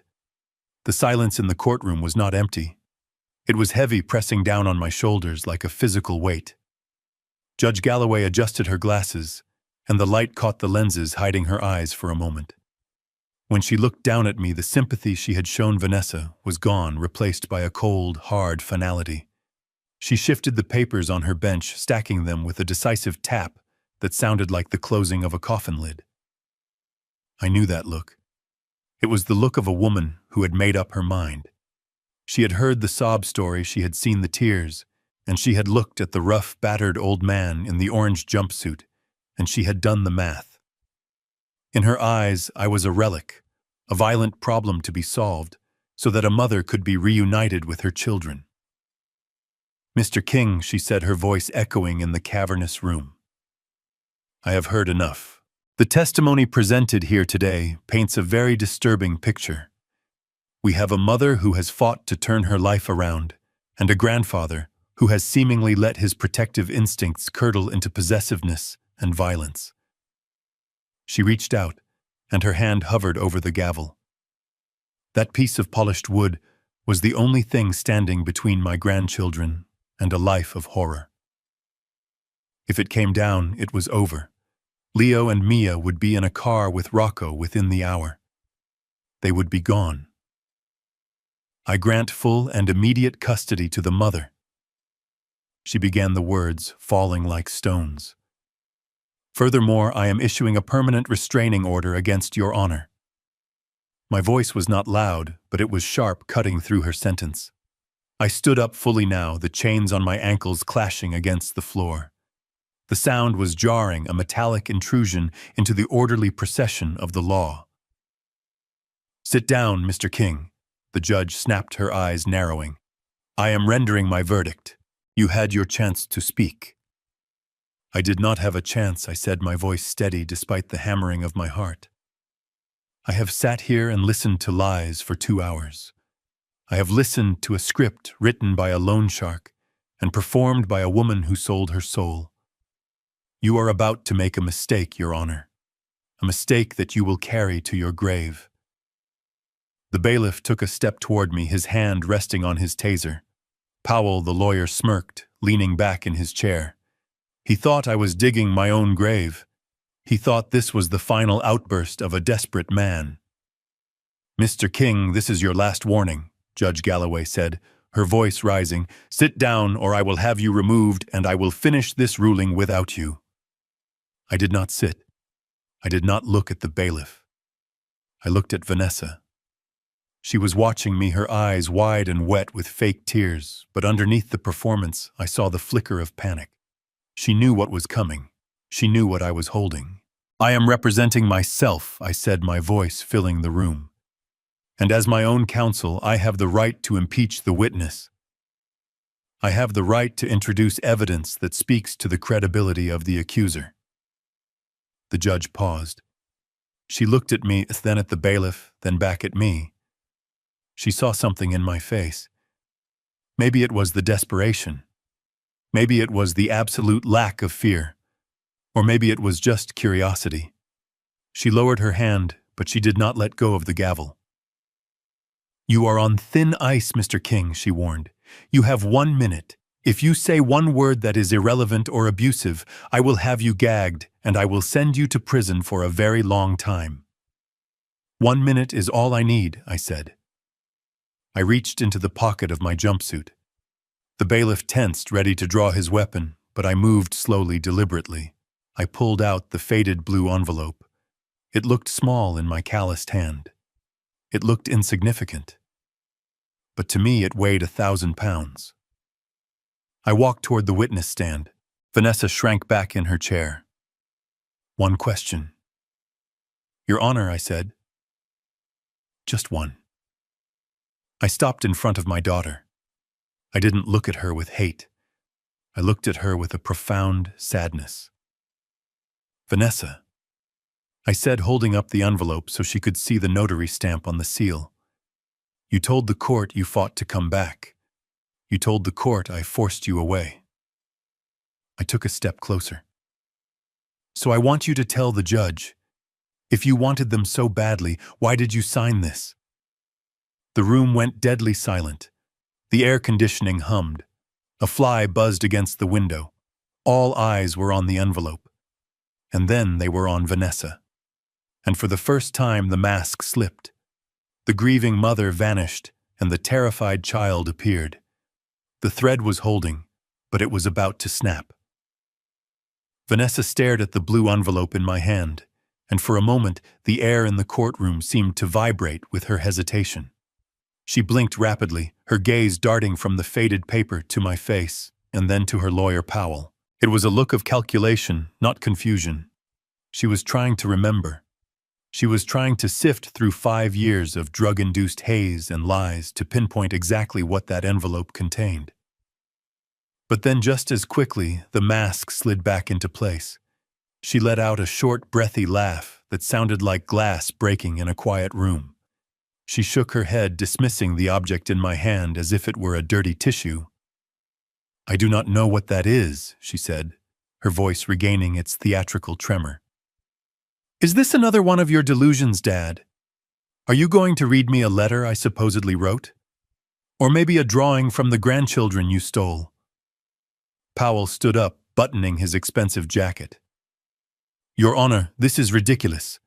The defendant is clearly trying to stall. He is brandishing old mail as if it were evidence. We object to this entire line of questioning. It is irrelevant and it is harassment. Judge Galloway looked at me. Her expression was unreadable, but she did not bang the gavel. She leaned forward, her eyes fixed on the blue paper. Mr. King, she said quietly, you have asked a question. The witness claims she does not know what you are holding. Get to the point. I did not look at the judge. I did not look at Powell. I kept my eyes locked on my daughter. I took a step closer until I was standing right at the edge of the witness box. I could smell her perfume. It was expensive, flowery, and thick enough to choke a man. It was the smell of a woman trying to hide the scent of her past. I am not asking about the envelope, Vanessa. I said, my voice dropping to a register that was almost intimate. A conversation between a father and daughter that the rest of the room just happened to be overhearing. I am asking about a date. April 12th, 5 years ago. Vanessa frowned, her brow furrowed in a performance of deep concentration. April 12th, she repeated. I told you. I was in rehab. I was checking into the clinic. I was sick, Dad. You know that. Why are you doing this? I waited. I let her lie hang in the air for a beat. I let the silence stretch until it became uncomfortable, until the court reporter stopped typing and looked up. You were not in a clinic, I said. It was a Tuesday. It was raining. It had been raining for 3 days. The river was high. Do you remember the rain, Vanessa? She rolled her eyes. A flash of the petulant teenager she used to be broke through the grieving mother act. Oh my God, she scoffed, looking at the judge. He is talking about the weather. Your Honor, he is rambling. He does this. He gets confused about dates and times. He is senile. Senile. The word was meant to be a weapon. It was meant to discredit me, to paint me as a feeble old man whose mind was Swiss cheese. She smiled at the jury, a tight, pitying smile that said, "See what I have to deal with." I did not get angry. I did not raise my voice. I felt a strange calm wash over me, the kind of calm you feel when you are aligning the sights of a rifle and the wind dies down. She had just walked into the kill zone.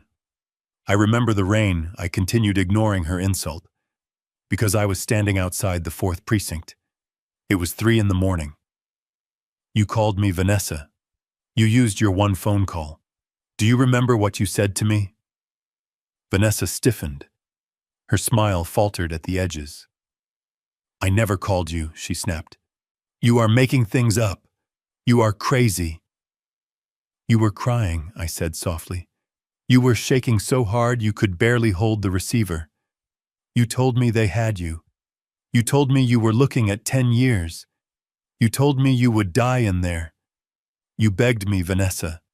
You said, Daddy, please. I will do anything. Just get me out. Lies, she shrieked. Her voice cracked, losing its polished veneer.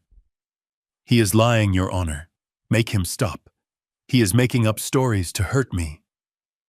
Powell was objecting again, shouting something about hearsay and lack of foundation, but I didn't hear him. I only heard the frantic beating of my daughter's heart. I paid your bail, I said. My voice relentless, steady as a drumbeat. I took $5,000 from your mother's life insurance policy.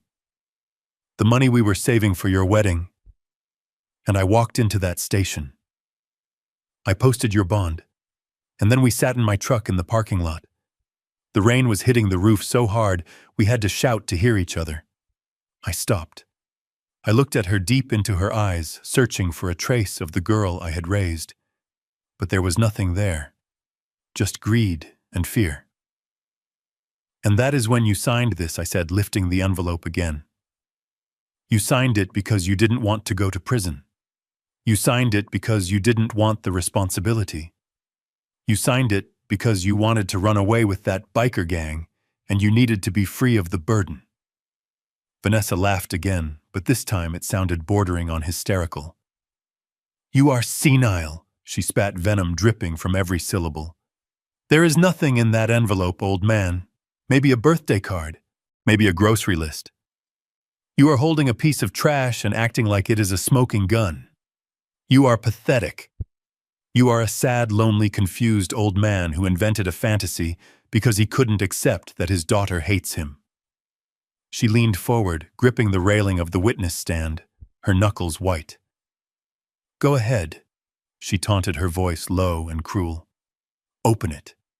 Show everyone your grocery list. Prove to them how crazy you really are. She was so confident.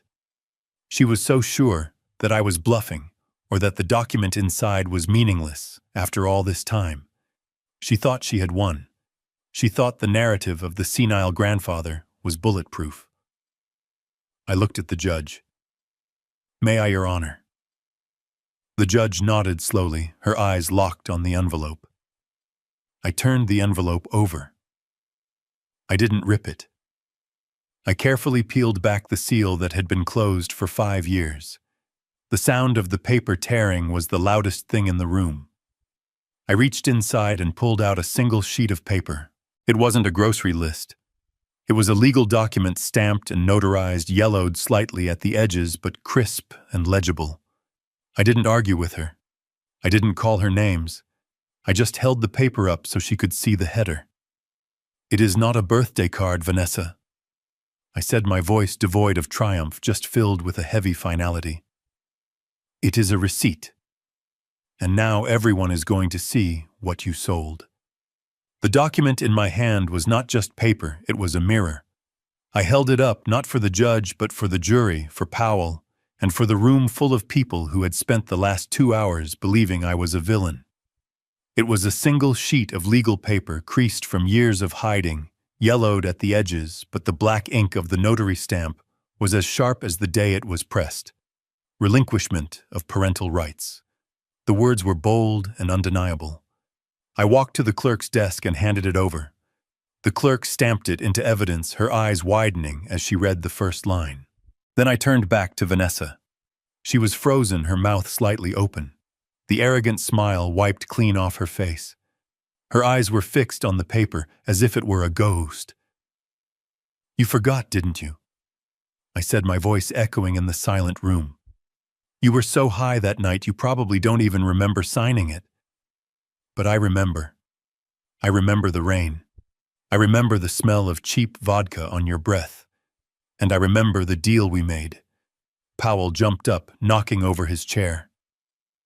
Objection, Your Honor. This is a surprise document. We haven't had time to authenticate it. Judge Galloway ignored him. She took the document from the clerk and put on her reading glasses. The room held its breath. I watched her eyes scan the page. I saw her eyebrows knit together.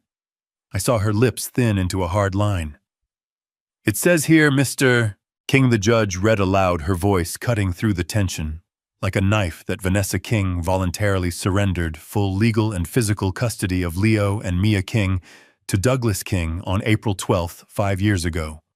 It also states that this surrender was in exchange for bail money posted by Mr. King in relation to charges of…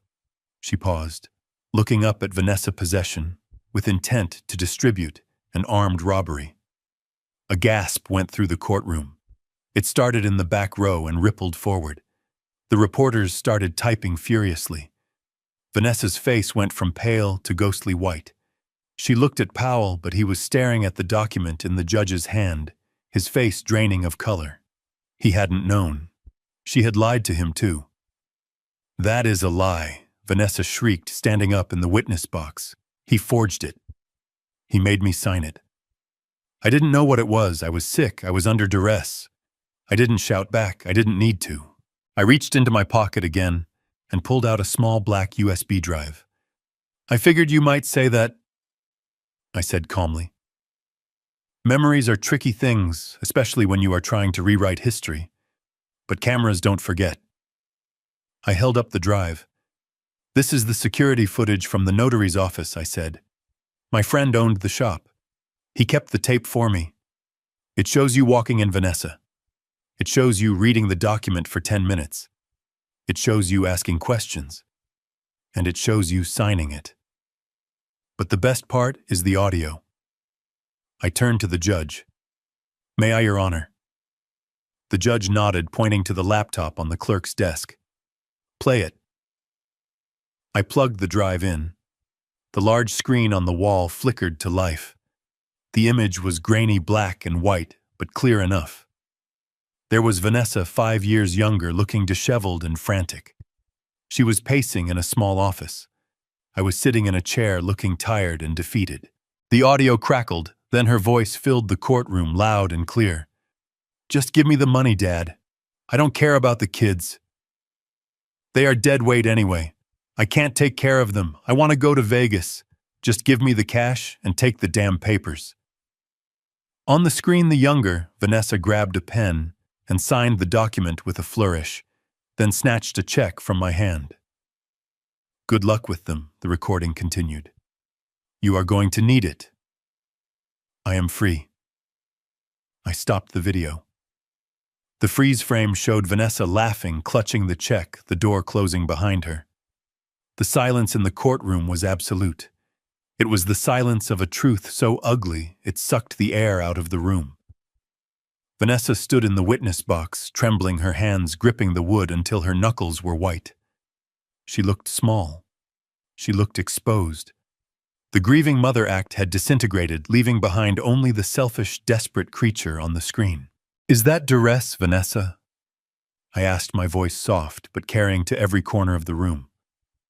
Is that a mother fighting for her children? Or is that a woman selling her own flesh and blood for $5,000 so she can go party in Vegas? Vanessa opened her mouth, but no sound came out. She looked at the judge, who was staring at her with an expression of pure revulsion. She looked at the jury, who were avoiding her gaze. She looked at Powell, who was slowly closing his briefcase, distancing himself from the radioactive fallout. And finally, she looked at me. And in her eyes, I didn't see hate anymore.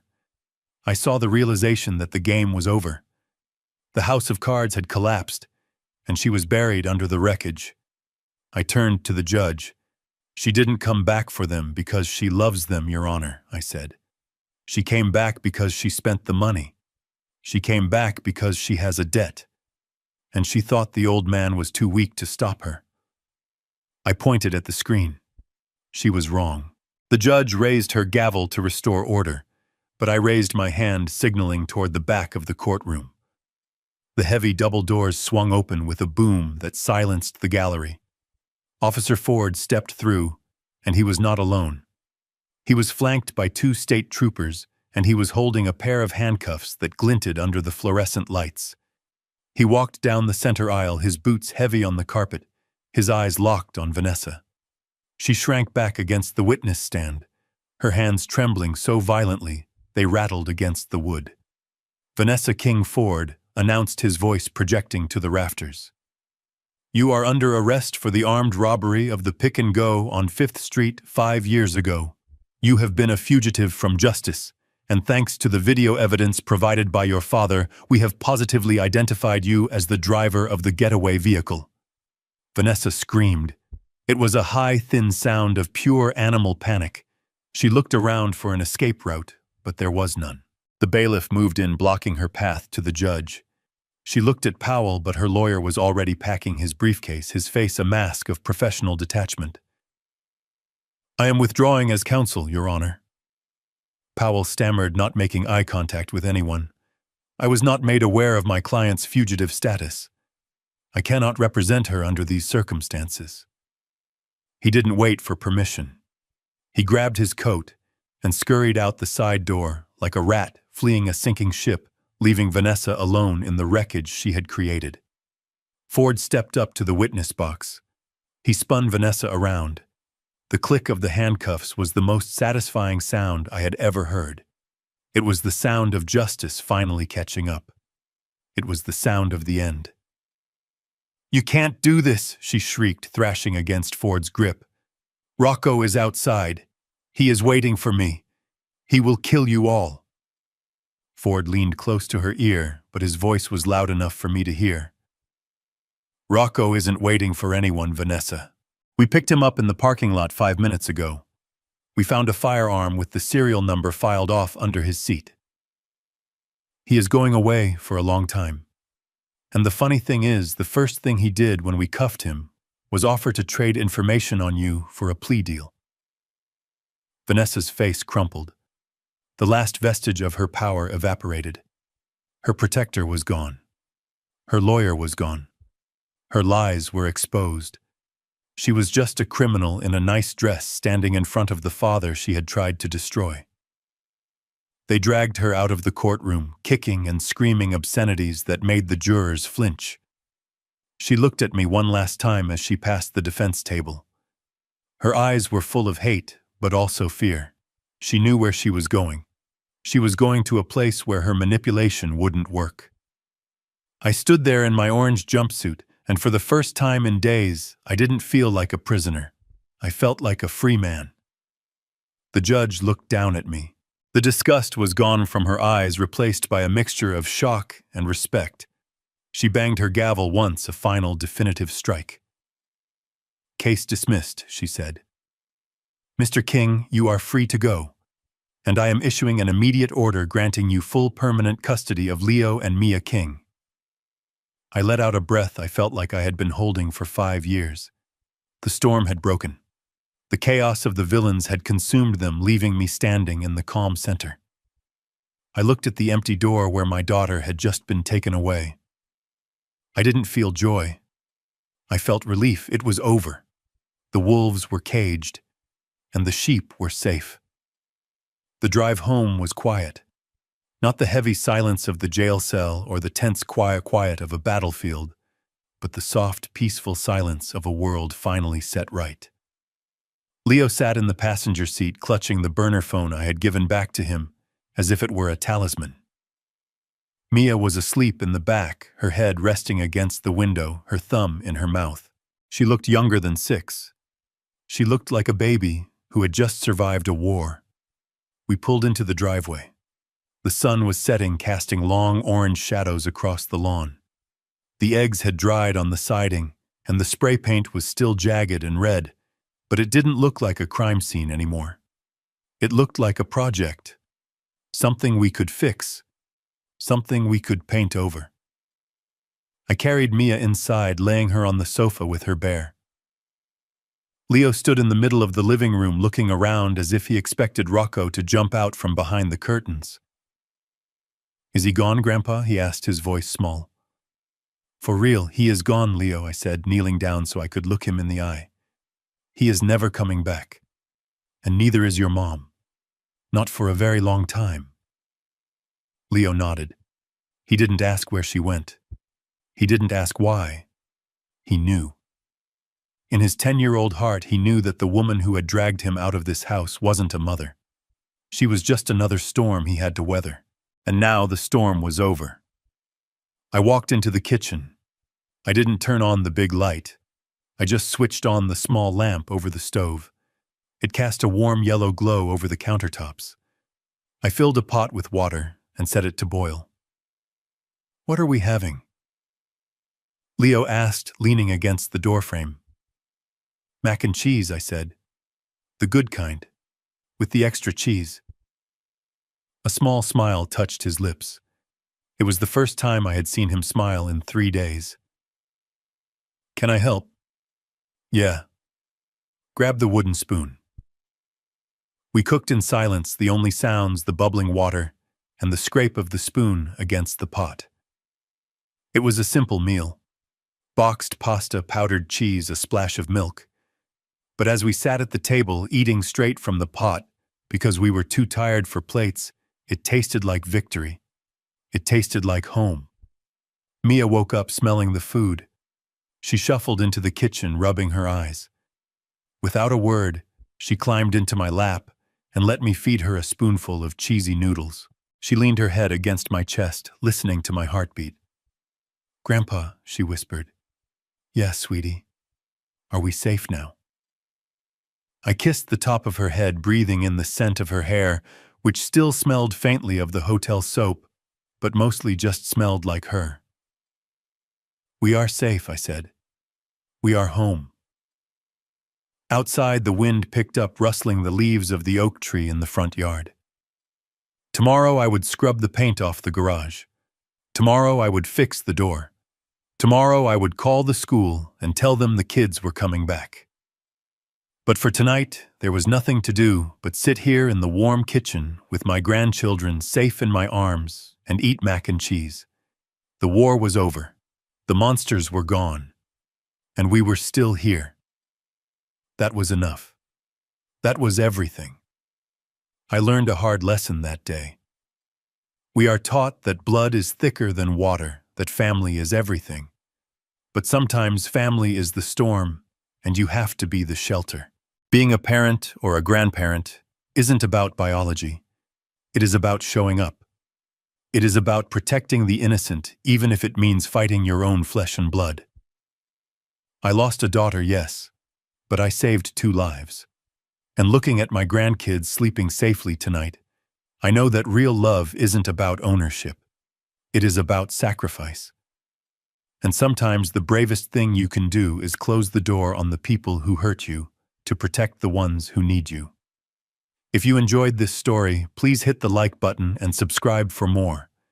Let me know in the comments, would you have forgiven Vanessa, or did I do the right thing? See you in the next video.